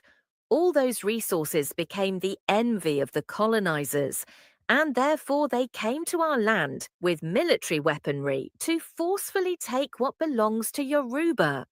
But for the military weaponry that they used, they never would have been able to take what is ours. Also, the Yoruba were fighting one with another. That's the disunity we talk about. Divide and rule, divide and conquer. If not also because of that, the invaders would never have succeeded in taking what is ours. Because God has given the Yoruba so much knowledge to be able to defend themselves, and no outsider would be able to defeat us. But the activities of these so-called Obas, the saboteurs, the betrayers, had compromised our position. So you can see the place of intention in this matter. Take note of it. The intention the colonizers came with is an intention to commit an illegality. It is an intention to commit crime against humanity. And that was what they carried out. They committed an illegality. They committed crime against humanity. Their evil intention started when one of them reported about the things he saw in Africa, the riches, and in his insanity, he told his fellow colonialists immediately that they had to go and replace the good things on ground in Africa. That's why they said they must go and break Africa's backbone, among which is Africa's spirituality and heritage. And this is the very spirituality that the so-called Obas compromised, selling it to the colonizers. So it was a planned thing. Macaulay told his fellow colonialists that they first had to break Africa's backbone. If not, then they wouldn't be able to conquer Africa. So that was the hidden reason why they made themselves to appear as friends to the Obas, taking from them all the knowledge and spiritual secrets of Yoruba. Thereafter, the colonizers used the so-called Western-educated elite to finish off and complete the colonizers' domination and control of our land and people. The so-called elites are the ones who show off with not believing in the traditional African system. They speak evil of the very knowledge and things that God has endued the Yoruba with. Knowledge is different from religion. Let that fact be well established in your mind. Think of all those who today has been given technological knowledge by the Creator. Should they be stopped from using that knowledge on the assumption that they are worshipping their knowledge, procedure, or inventions? Knowledge is one thing, religion is another. But the colonizers used the so-called elite to complete their agenda of breaking Africa's backbone, taking us away from our original traditional systems, and thereby making us weak and gaining control and domination over us. The Obas are the ones who handed over the secrets of our spirituality to the colonizers. Make sure you go back to these facts, don't mind that I am repeating them. It's because I want us to thoroughly understand it. So, the first thing they said they would do is to break the backbone of Africa. Take note of that. They would take away African spirituality and heritage. And that as soon as they had achieved that, they would go and dominate and conquer Africa. Can you see the strategy? You can see that it was an evil intention that they came with, not a good one. They came with a destruction intention, an intention to steal, kill, and destroy. And that intention happens to be crime. So the foundation of what they came to do in our land is crime. Therefore, what they are sitting on is illegality. They are sitting on illegality because the intention and basis of it, and for which it was named, is to steal. Whatever name they choose to call it does not change this fact. They can give it a fanciful name, such as colonization. But those who do not understand these facts say that Royal Niger Company sold our land to the British. No, you don't know the secret behind it all. That's the false narrative, the Royal Niger Company story. That's the falsehood they want you to see on the surface. The arrangement that is planned for you to see on the surface, the illusion they want you to see on the surface. Underneath that surface is the real story, which is not for today. Should they try to be adamant, we would bring out the facts concerning that, but it's not for now. Before a company can come to do business in a territory, there would be an advance party. This advance party in this case came with military weaponry seizing lands and resources from indigenous owners. So you can obviously identify that foundation as being illegal. That foundation is guilty of enormous crime. They would then make it worse by claiming to be involved in colonization. No, that's only a fanciful name to hide the truth. You colonizers came to steal. It's called theft, not colonization. You can therefore see that the foundation is wrong because it is with the intention to steal. The foundation is fraudulent. It's based on a lie that hides the true intention of stealing. So whatever is built upon that foundation is false. They actually came to steal what belongs to us for their own benefit. Therefore, whatever friendship they try to forge with you is false. All they are after is what they can take away and steal. Now we understand it, right? Later, another one of them colonialists came, claiming to be a journalist, but actually one of them colonialists in the same team for the same purpose, to steal. She gave the name Nigeria. Check the date when she did that, and compare with the millions of years that we, the Yoruba, had been in existence on our ancestral land, which she now included in what she named as Nigeria. See how far back we had been existing before she came with the name Nigeria. So, you that now refer to yourself as Nigerian, have you thrown off your history, your ancestral existence for millions of years before somebody called a place Nigeria? Are you saying that the arrangement which that woman named as Nigeria, and on which her husband put the icing, is that the arrangement you consider as your ancestral identity? In what way is that your own ancestral identity? That place named Nigeria was not arranged for the benefit of anybody or any ethnicity. Not at all. It was arranged for the purpose of the stealing they came to do and to take over another people's land and resources. So, you that now call yourself a Nigerian, when did you now become a Nigerian? When Nigeria was named?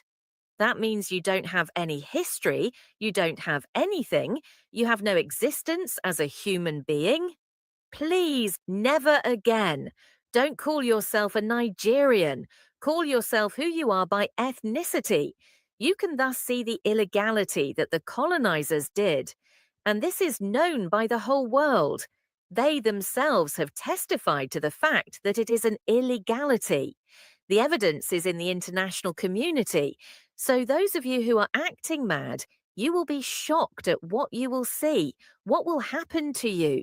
I will explain to you, IYP, what the evidence is. that colonizers themselves have testified to the fact that colonization is a crime. It is now clear to us what the foundation of colonization is, knowing that intention comes before an action. The foundation of colonization is to steal, and the colonizers, as at this time and season, are not denying that fact. Only that when they want to act crazy, they plead the fact that those who are leaders on our own side also compromised and made our land vulnerable to be colonized.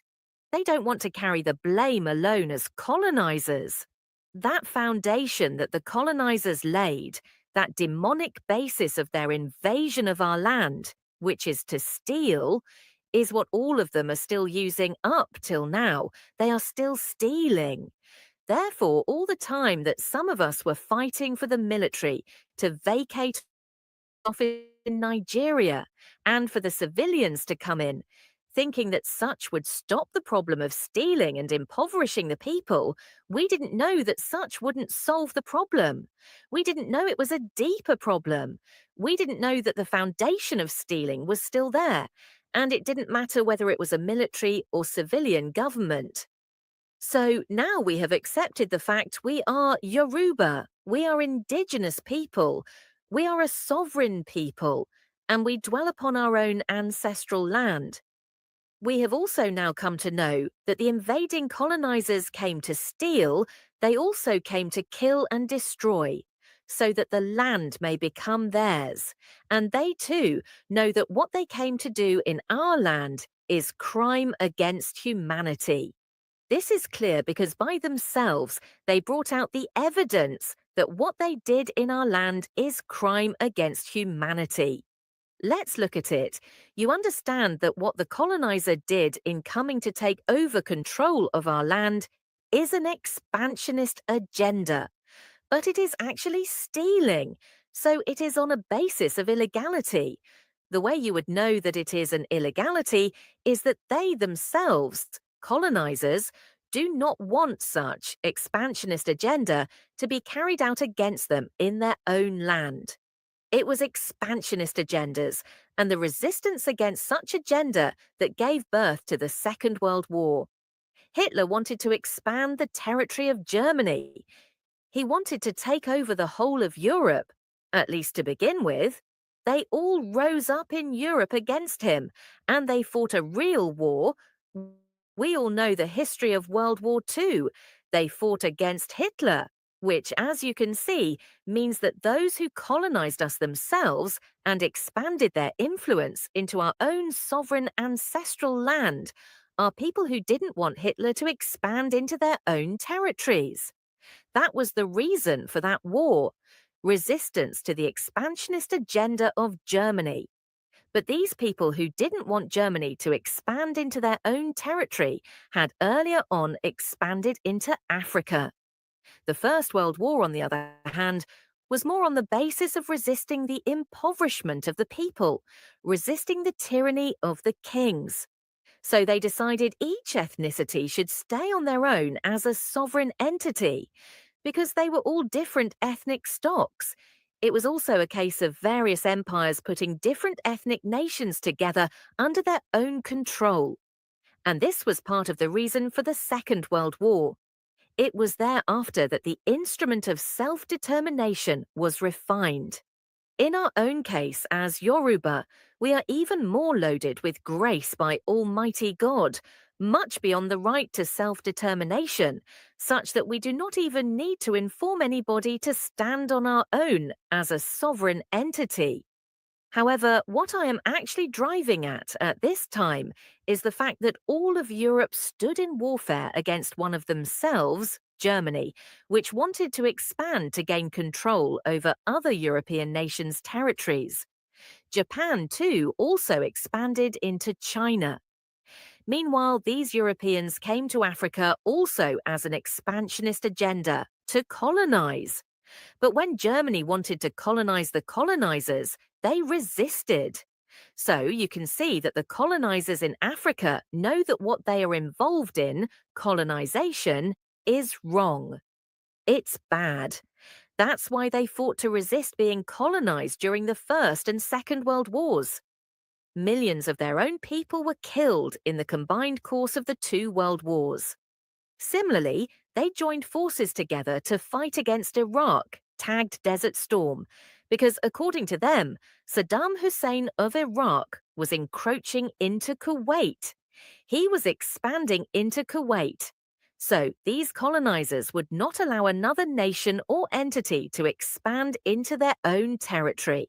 But they themselves did the same thing, expansion and colonization, into the territories of people in Africa, and into Yoruba land in particular with regards to us. This alone is proof from the colonizers themselves that what they have done in our land, colonization, is illegal, and that it is wrong, it is bad. By resisting being colonized, they have therefore by themselves given the evidence, the proof, that the colonization of our own Yoruba land by them is equally illegal, wrong, and bad. You waged war against another entity that wanted to expand into another's territory, saying that what he did is wrong. Therefore, you have automatically marked your own script, your own expansionist activity of colonization, as wrong. What you came against and fought against in Europe is the same evil you perpetrated in Africa. So it's clear that the colonizers have judged their own case and declared themselves guilty. That expansionist program, which Europe fought against among their own selves, is what they are guilty of in coming to impose themselves upon us and naming their area of wrongful imposition as Nigeria, which is not a nation. They packaged it.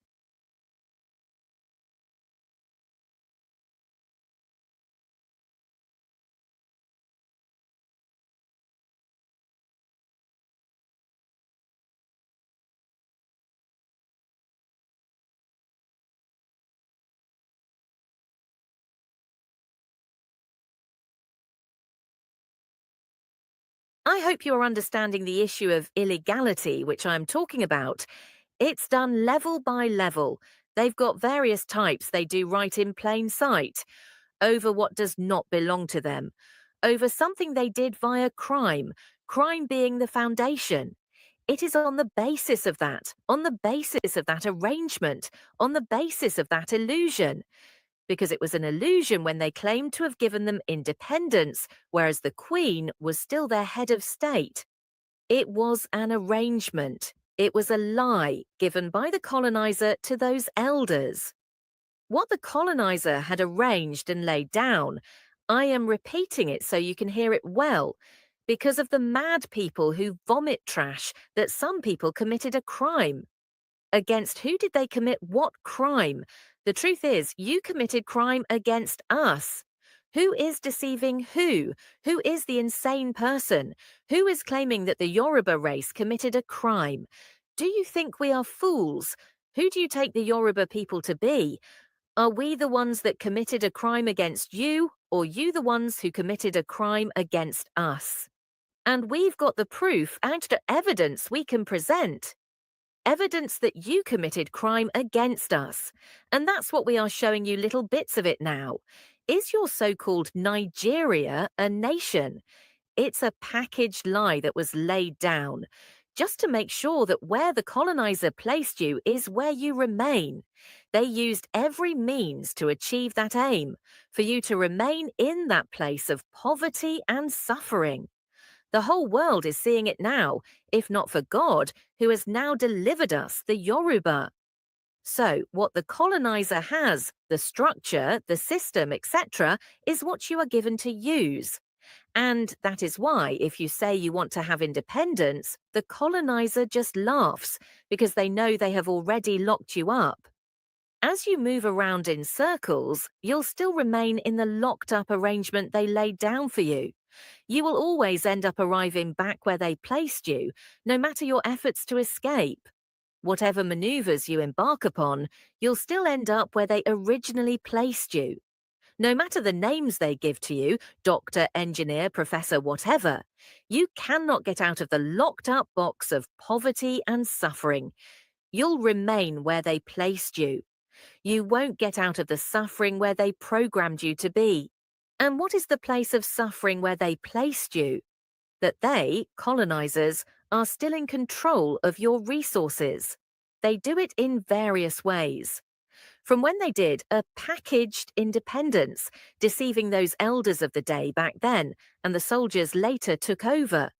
From then, they have been using various ways to keep you inside the box. Like I do say, taking of loans is one of the ways they keep you inside that box. May we never go into borrowing. They tell people to keep taking loans. Why would they take loans? You said you had just discovered oil, and as at that time there was high demand for oil throughout the world. Despite that, they asked you to take loans, and you did. You can see that Nigeria is no good, because it's the colonizers that control Nigeria. When the amalgamation was done, the purpose was to dominate and control. And that is what they are still doing. Even when they claim to have granted independence, the different peoples were never really returned to the pre-colonization existence. They were still under the amalgamation. The same system that was operated under amalgamation continued after independence. It was that same structure. And what was the reason? It's because as far as the colonizer is concerned, you people have to remain where the colonizer has placed you so that they can keep dominating you and keep stealing from you. But these same colonizers would never allow some other people to dominate them. It is on the foundation of that illegality that everything called Nigeria is based. There is nothing they arranged that is for the benefit of the indigenous owners of the land. Number. And it can never be for their benefit because the colonizers' intention from the beginning is that you will remain where they have placed you, to be in poverty and suffering. I want our media team to please play, again, the video of the man who says that they, as the colonizer, would never succumb to allowing Africa to get out of the poverty situation where it is, and that they would use every means possible to achieve that. Play that video again for our people. Let them hear it again. You can therefore, again, see the foundation of what they call Nigeria, the foundation of the intention of the colonizer for all of Africa and the goal they are pursuing. Look at that foundation properly. Look at the goal. What is the goal? That you remain where the colonizer has placed you, the place of poverty and suffering, and that they would employ every means possible to ensure that you don't get out of that situation. Let's think properly. I want us to really think very deeply and see what the enemy has pre-planned and programmed and contrast it with the good thing God has now done for us, indigenous Yoruba people. That's the reason the colonizers themselves are convinced that the liberation of the Yoruba race, IYP, at this point in time is actually God at work. They know it. At this very point in time in history, they know. Because this, the liberation of indigenous Yoruba people, is the very first instance of a people being completely and totally delivered and free from them. The colonizer, it has to be God, because it defies all the structure and everything they had laid down. God did not allow those things to stand in our way, and those colonial chains forever have nothing to do with indigenous Yoruba people. Never again are we bound by them. And that's the very reason why we have to protect this divine blueprint for IYP, and seriously protect it. It's God's doing. Because as we walk faithfully with this divine blueprint, our freedom is guaranteed to last till the end of time. This third foundation for indigenous Yoruba people will never collapse. It will never. Because God himself is the one who laid it. This foundation is one established by Almighty God. He put the foundation in his own light. He placed it in his own glory. He placed it in his mercy, all for our benefit, the Yoruba race, indigenous Yoruba people. And it's going to be like that till the end of time. Those who say or would be saboteurs or spoilers, they are the ones whose lives will be destroyed. All they possess will be destroyed. Sadness will continually be their portion. They will continually be in disarray forever. If they turn to the right, they shall be perplexed. If they turn to the left, they shall be confused. Everything created with God's authority will fight against them and contend with them every minute. By themselves, they will seek for death, but death will be far from them because they have to be alive to experience thorough punishment for their deeds before they die. Like I normally say, some people who think they have long life actually have long life of loss and suffering because they are living in sadness. Again, you can see the arrangement the colonizer has laid down. Where they laid that arrangement, the arrangee individuals placed there, they are the ones who now want to die with the lost but found item. What about the colonizer who lost it? Those who arranged the colonial system and who placed the arrangee individuals to manage it did not do so for the benefit of the people of the arrangee's ethnic stock. That's why the arrangees are misbehaving as cursed people who are insane and shamelessly wicked. Where the colonizer has placed them is not a place of prosperity or goodness for their own ethnic nation. It's an arrangement of destruction for their own ethnic nation, the indigenous Yoruba people. It's the place of poverty and suffering for their own people. That's what it is. You now understand it properly, right? So, how would somebody now come and say that what the colonizer arranged, and which is for the purpose of poverty, suffering, and for the destruction of the people, how would somebody now say such plan of destruction has greater authority than the one which God has given us from the beginning of time, millions of years ago?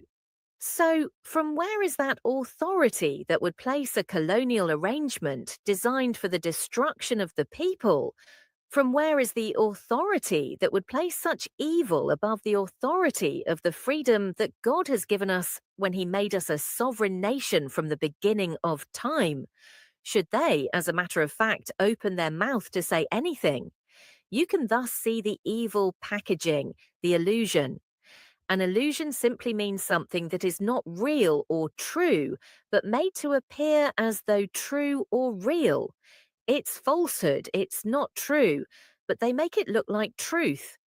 For example, back in 1960, the people danced like though they were truly free. They waved the flag, but all an illusion, a packaged lie. There was no true independence. It was an illusion. Check it properly, investigate it. Let our people, IYP, understand it. They were dancing at the time of supposed granting of independence. It was an illusion, not independence. To prove this, Europeans too have self-determination activities, and in their own case, they are truly free. Nobody keeps controlling them remotely. They have complete authority over their resources and speak their own language. Why is it that in the case of Nigeria, you still retain the pre-independence colonial structures and systems, yet claim that there is independence? You still retain the amalgamation structure. Till this very moment, I am made to understand that funds from the south of Nigeria is what is used to sustain the north. That's the very reason for the amalgamation in the first place. And that's supposed to have ended. It has not changed, yet they claim to have independence. And they claim to hold elections as an independent entity. They claim to have a constitution. What constitution? The Nigerian constitution is a fraud. It is still under military rule, don't you know? The reason we fought back then against them was so that it wouldn't be under the military. When we fought against them, but those with whom we were on the same side got compromised with money, they said, no, I should be patient. What? I said, no problem. Is that the way you want to go?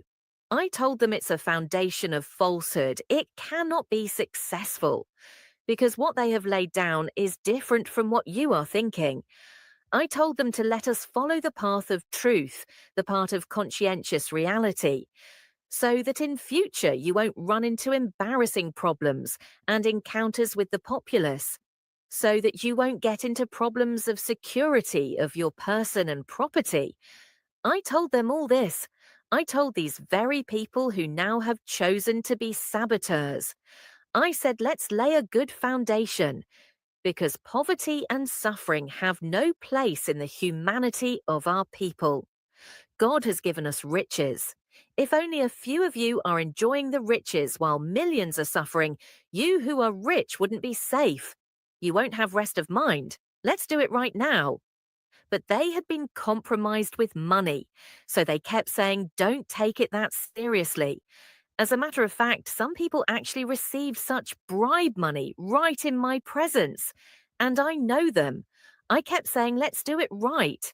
Let's not dare those who are the coming generation. Let's not be wicked to posterity. But they didn't listen to me. They went ahead to satisfy themselves. The so-called constitution they claim to have, which is purely based on illusion, is based on the colonizers' premise that the arrangement they had laid down will never change. Their so-called Nigerian constitution is still a manifestation of that premise of the colonizer, which is to keep you perpetually in poverty and suffering. It is that arrangement of poverty and suffering, that is what this arrangee people are joining hands with the colonizer to accomplish. You now recognize them. They are the internal enemies. All of them that have been given positions and all kinds of things, including those given titles and appellations such as elites. They are the enemies of the people being used by the colonizers, the slave masters, against the people, against their own ethnic nation. They are the errand boys of the slave master, the colonizer. And these errand boys are the ones we are now talking to and telling them that God has delivered all of us, together with them, the errand boys too.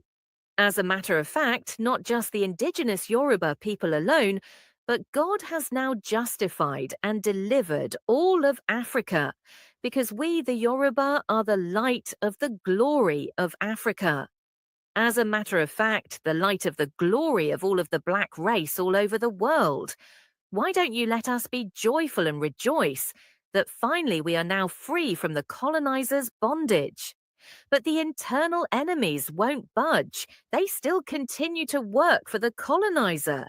You know them now for what they are. You can see the evil arrangement they have laid down. They still work for the colonizers. The arrangement that the colonizers put in place, which is for destruction, poverty, and suffering, that's what these enemies within are still involved with and executing. The system of amalgamation that was laid down by the colonizers. Come to think of it, for us the Yoruba, when God came to do good to us, that's why you would know that the good God has done for us is whole and complete.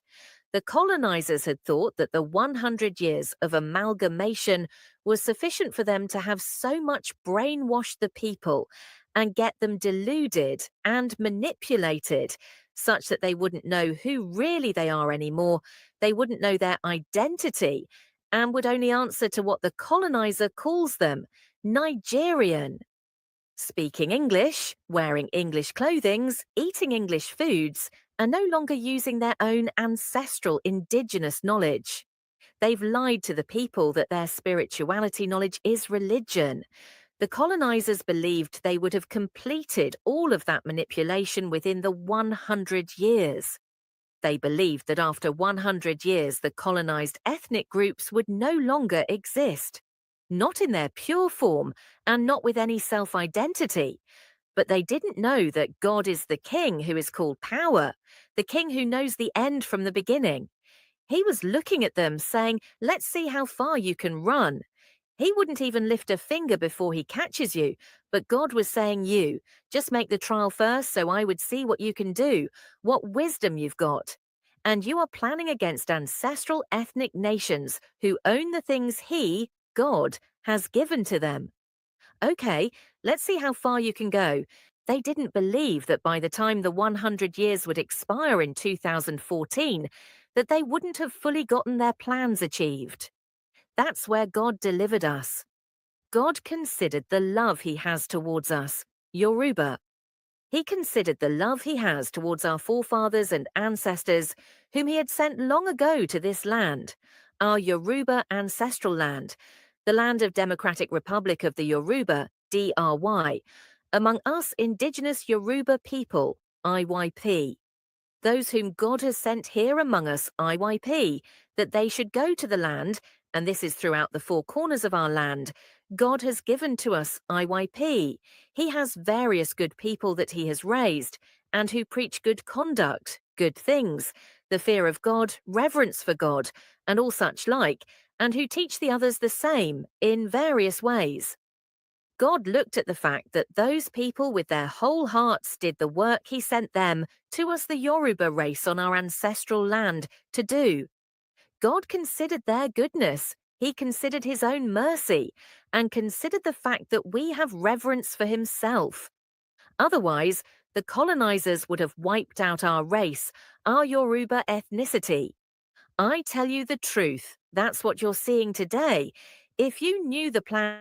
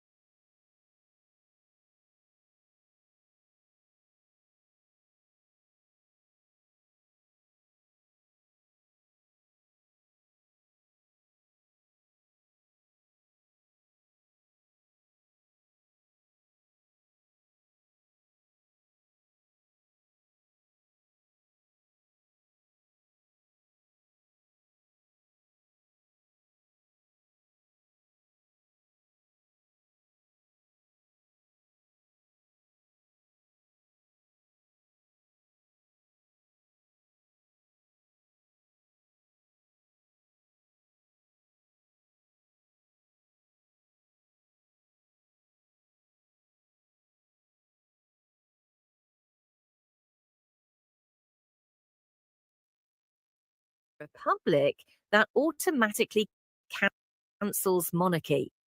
But they left you so-called obars there as mere figureheads so you could be oppressing your people, such that the colonizer would be stealing what is yours right in your presence, and you won't be able to lift your voice. Once they give you peanuts of money, little money, counterfeit riches, you think you are to be reckoned with or that you are important. I heard that one so-called ober said he's got a private jet. I laughed so hard. I asked, what does he know that is called private jet? You know what is so called? Do you know how much it costs to run just one private jet? Anyway, you wouldn't know because there are no proper working laws to regulate anything in the colonial arrangement called Nigeria. It's all lies upon lies, so they keep getting waivers as long as you can support the powers that be. Things that you ought to pay for will not be charged to you. You won't pay for them. And the colonizers would keep deceiving them to take loans. Meanwhile, what would generate money is there, but these colonizers are the ones stealing them. Isn't the so-called Nigeria an illegality? You claim it is a democratic rule, but it was a military decree that you used to establish your so-called constitution. So you still are under military rule. The way you ought to have followed to get a constitution, you did not follow. Go and check all the constitutions they've had. Research it, especially you lawyers. From the very first one, I think it was done by Clifford. I think it was in 1922. From that time, check up all the so-called constitutions they've set up in the illusion arrangement called Nigeria. You will find that it's all for the benefit of the colonizer. It has nothing to do for the populace, the people. The first indication you would see and know that it's for the benefit of the colonizer is the English language that is still being spoken. Making English the official language is a conclusive proof that the Constitution and everything about Nigeria is for the benefit of the colonizer. With English as the official language, every other thing there belonged to the colonizer, so that the colonizer can achieve what they want, which is to dominate you and to take all that belongs to you. They clearly stated from the beginning the goodness they saw in Africa, and they also clearly stated that it should be replaced. Replace their riches with poverty. Replace their wisdom with stupidity. Replace their advancement with underdevelopment. Replace all that they have. Didn't they carry it out? Everybody should check himself up in this regard. Didn't they do it? Didn't everybody fall into their trap? We speak English to no end. We even speak it with the colonizer's accent and technicality. Some even speak it more technically than the colonizer does. But our own language we do not understand. They have almost completely erased everybody's history, such that I only hope every one of us now have found the 3 layers of information about our family lineage, which we've been talking about. Some people don't know more than just 1 layer, and that's quite problematic. The colonizers, through their replacement machinations, have not allowed you to know your history. They have not allowed the individual to know his own family relations. They have not allowed him to know his ancestral ethnic nation. They wouldn't wear clothing that is uniquely of their own ethnic nation. They wouldn't eat food that is uniquely of their own ethnic nation. They wouldn't or can't even speak their own ancestral indigenous language. All the things that are normal culture, lifestyle, they are unable to do. They keep saying, no, no, no, that's ancient, it's uncivilized. They say all kinds of rubbish about their own traditional things.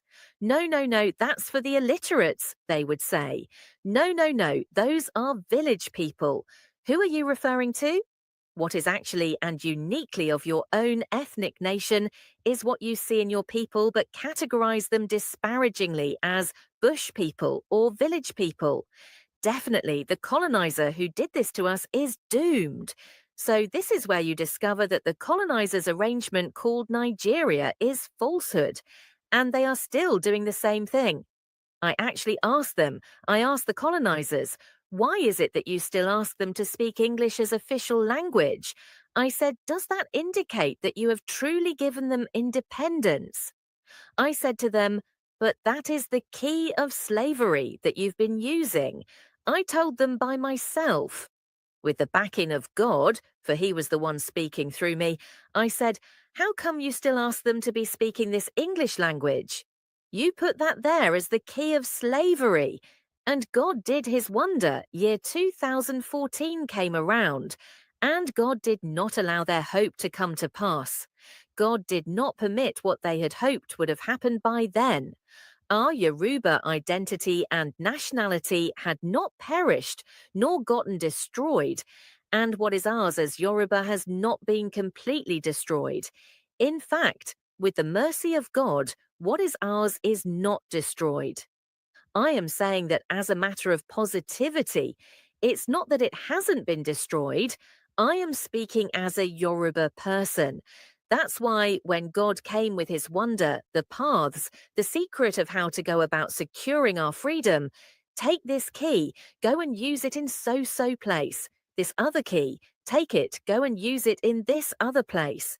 He gave them to me, and that was the reason the colonizers were defeated. They were shocked, wondering how did we know we could use this key or that key. They were very surprised that black people would know that. On top of that, they were shocked that it's a woman. They weren't expecting a woman, but they don't know that this world revolves around the woman. Without the woman, there's nothing else. There's nothing good, nothing of positivity without a woman. God is the one who favored the women in this regard. So you can see, God favored us, indigenous Yoruba people. He said, take this path, go this way, go that way, go this other way now, and then go that way. And here we are. We now clearly know our unique identity. As a matter of fact, if not for this goodness of God to us, now some people no longer know who they really are. They've lost their identity. That's the fact. Some people don't have any link whatsoever again with what is uniquely Yoruba. Some don't even know anything Yoruba. They can't buy our clothing, can't buy our food, can't relate with or to anything that is Yoruba. They talk of being Alakawe, Western-educated elite, or Oloyinbo, he who has English lifestyle, Ajebota, he who feeds on Western diet. So ridiculously funny, the Western man is doomed. When Eko, Ogi Akara Yoruba foods are available. Rather, they treat such foods with disdain. They consider themselves somebody if they eat bread, butter, jam, and so on, plus baked beans. They feel special. Sausage and others top the list for them. They think they've had it all. Meanwhile, healthy foods that are of our ethnic nationality, they have nothing to do with such. You can see the damage the colonizer has done. Let's understand it properly so we can appreciate what great goodness God has done for us. Indigenous Yoruba people. All the things the colonizer had arranged, twisting and brainwashing some people, you can see how brainwashed they truly are. They give them constitution, give them this and that, all the system they are using, they all belong to the colonizer, the slave master. I tell you with certainty, just look around, the colonizer is the owner and source of everything. He's the one who established it for the illusion scheme called Nigeria. Go and research it. There is absolutely nothing in the colonial arrangement called Nigeria that does not originate from under the system of the colonialist, the slave master. There is none, since the time they claim to have been in leadership or in government. In that illusion scheme called Nigeria, there is nothing that is actually the idea of the so-called leaders there. It's all from the colonizer. That's why you observe that once they get into government position, they are completely unable to do anything. It's not something I am told, it's what I know on one-on-one basis. If you are in position in Nigeria, you must do what the colonizer tells you to do. There's no way around it. If you try to do something else, you will get the repercussion from them. They've done it to numerous leaders across Africa. Once you digress from what the colonizer wants, they will remove you. They will kill you. And they would replace you with who they like. As long as that person does what pleases the colonizer, they are not bothered even if he is there for 100 years. Whereas in their own European countries, they don't waste time in replacing leaders. You see, recently in UK, within a couple of months, they had changed leaders a number of times. They can't stand anything that doesn't please the people, but they would give support for African leaders who refuse to leave office. As long as that African leader is pleasing the colonizer by making his people to be oppressed and be in poverty and suffering and under slavery, not receiving the benefits of God's blessings on their land. Such a leader in Africa has no problem because he's doing what exactly the colonizer wants. He can as well stay put in office. You can see the evil work of the colonizer, the slave master in Africa. So technically, all of the illusion scheme called Nigeria, what it stands upon, the system by which it is run and administered, is illegality, I tell you assuredly, and with evidence too. So you that talk stupidly, talking randomly, there's no problem. But if you are sure that indigenous Yoruba people, IYP, is not Yoruba, or that IYP is not a sovereign people, or IYP is not a nation, bring out your proof, bring out your evidence. And if you are sure that the place called Nigeria, the illusion scheme called Nigeria, the brainwashing arrangement called Nigeria, if you are sure that it is a nation, bring out your proof, bring out your evidence, bring it out for the world to see. Because in our own case, IYP, we have brought out our own evidence for the world to see. That's what I tell you. We have presented our own evidence for the world to see, and we presented it there that this is it, with several evidence. We asked them, which one do you choose? Which one is the truth? Is it IYP that is the truth, or is it the illusion scheme? With patient solemnity, they answered and said that IYP is the truth. Yes, take a solid stand that we IYP are a nation loved by God. We are Yoruba, we are indigenous Yoruba people. They replied us immediately, confirming these things. They said, you IYP are the reality, solidly so. Yes, that's the way it is. It's God's doing, not man's doing. If not that it is God's doing, they would have erased it. They would have removed it from where it is. They would have removed our authority. That's why they embark on shemies all the time. Once they see that there's a people, an ethnic nation somewhere that they want to wipe out, they employ all kinds of schemes. They are madly ruthless. One of their tricks is to get married to people they want to wipe out. They know how to really use that method, till they will corrupt the genetic bloodline of that ethnic nationality and will no longer have 100% of their blood again on earth. They are good at doing that, very well good at it. Also, when they see people from that ethnic group who are brave and brilliant, they will remove them from their indigenous land. They will make them to come and look for jobs in Europe because there are no jobs in their native land. But it is these same colonizers that tell the leaders in those native lands to ensure there are no jobs. They will destroy all the ways by which jobs can be available just to lure them to leave their land and go abroad. Go and research the entity that is not a nation, called Nigeria. How would people get jobs there?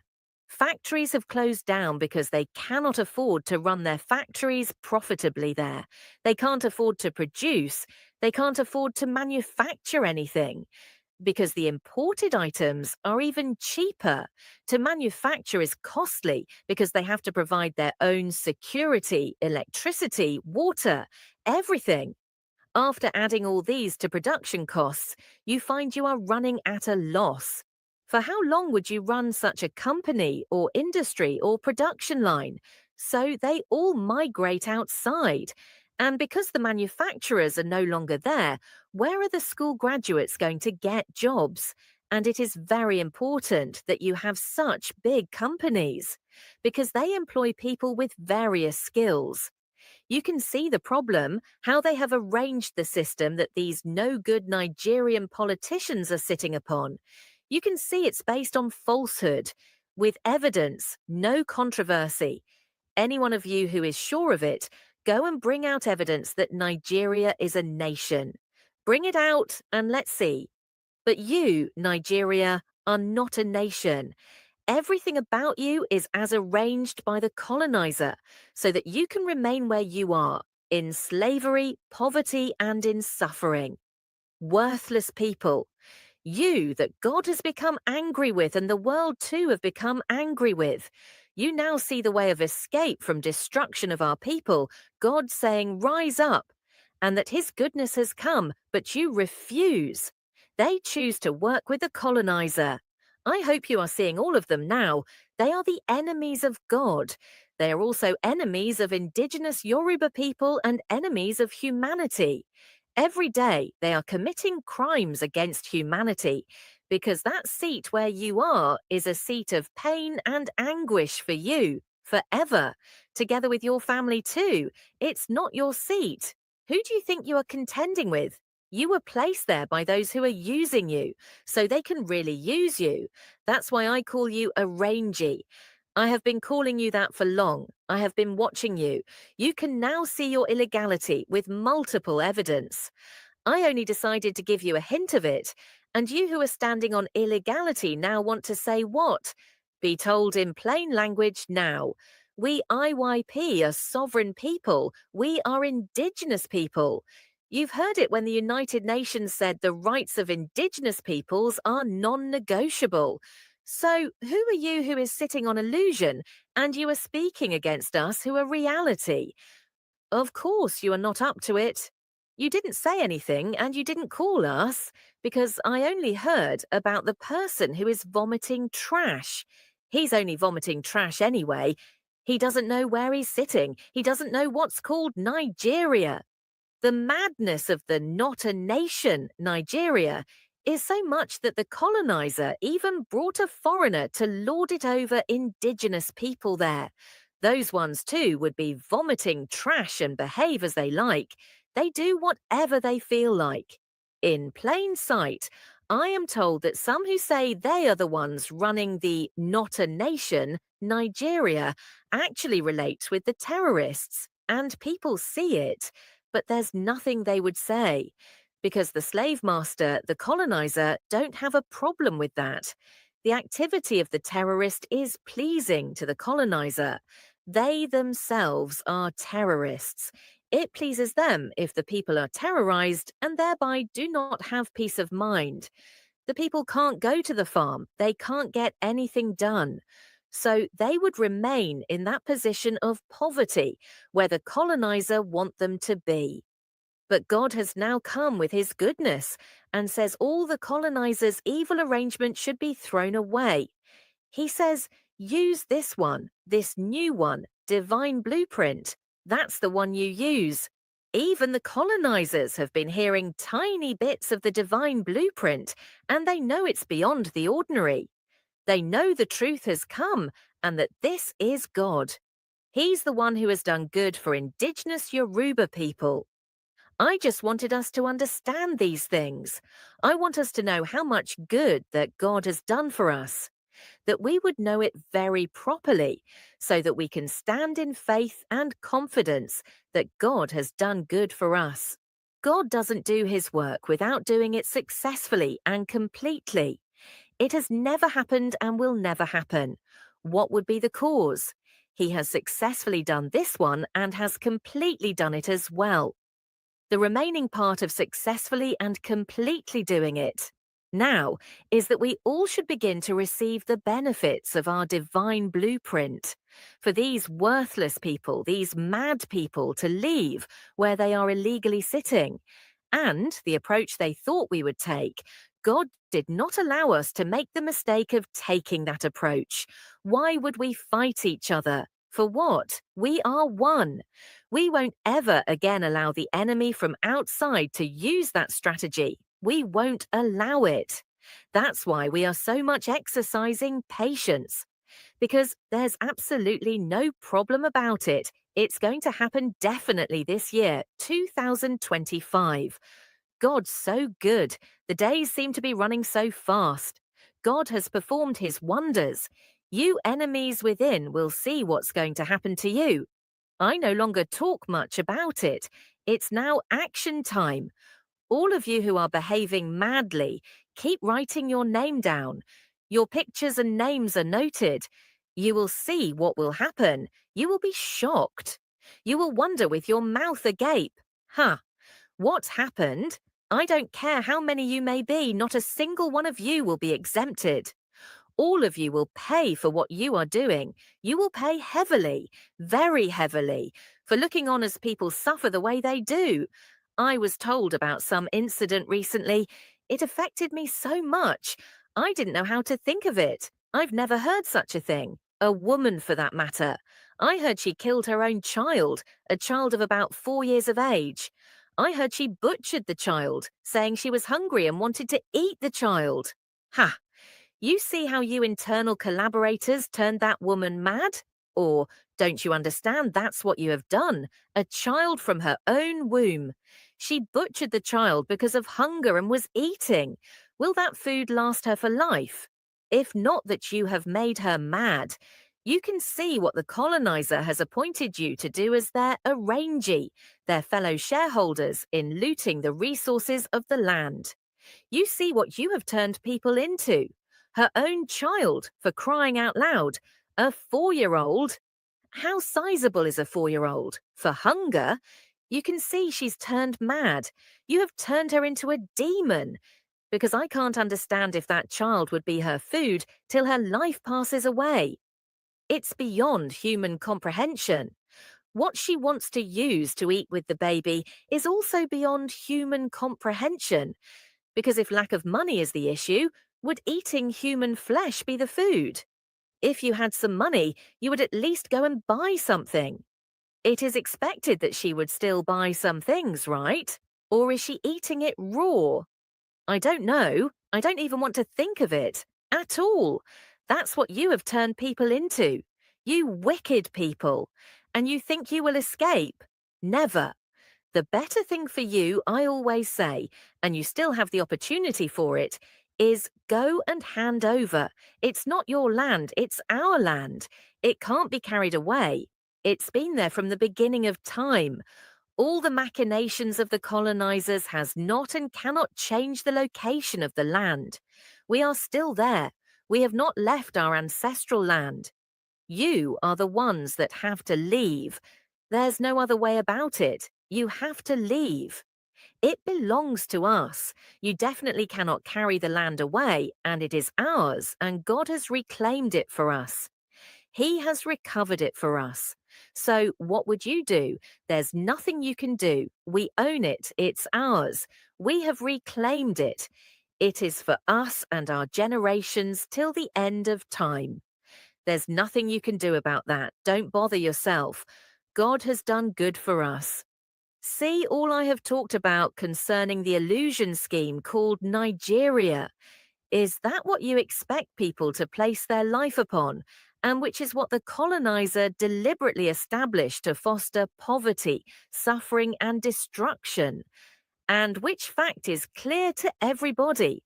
Everybody sees it. Or isn't it one mad person there eating her child because she's hungry? Or aren't some youths going to the desert and on water and so on to escape poverty? And some against all odds get overseas only to be ordered for deportation, and they are now in sadness, wondering how they will have to go back to where they left because there's nothing working for them there. Is that the kind of existence we would continue with? Especially now that God has done good for us, such that now the future is brilliant. Even the colonizers hear of it and are shaken with amazement at what the Yoruba want to become. They wonder at what the Yoruba would achieve and accomplish. God is already greater than all of you wicked people. God has conquered you. Please, IYP, don't be annoyed that I have taken your time today, but I needed to explain so that we can know how much good God has done for us and know the kind of wickedness that the enemies have put on ground. The mines that they have laid here and there for themselves, definitely not for IYP as they intended. And how God has now done good for us, complete good, making us to know the way in various ways, this right and that right, and how you are to use it. And God did wonders such that we now have document that says there's no problem, we have overcome. The colonizers themselves have accepted for what God has done. They know there's no more way for them to oppress us. They've told themselves, leave the Yoruba alone. God has given them the victory.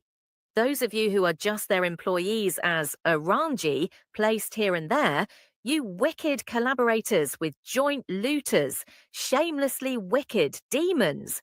You are vomiting trash, talking about Nigeria and unity. What's so called? Is Nigeria a nation? Did it ever have unity? Or it's just an illusion, an arrangement by the slave master, the colonizer? You better turn away from criminality and illegality that you are involved in. You won't be able to endure what's coming upon you. And the colonizers will tell you that they never sent you on any errand and that you are the ones doing what you like. I'm telling you, they are already saying it. They said you will get the repercussions of your deeds to the fullest. If you want to know, you are annoying them. They have put the entire blame on you. That's a secret I am sharing with you. They say that your corruption and stealing is the reason people like us are angry that you are punishing the people. I told them they are deceiving themselves and that they've lied to themselves.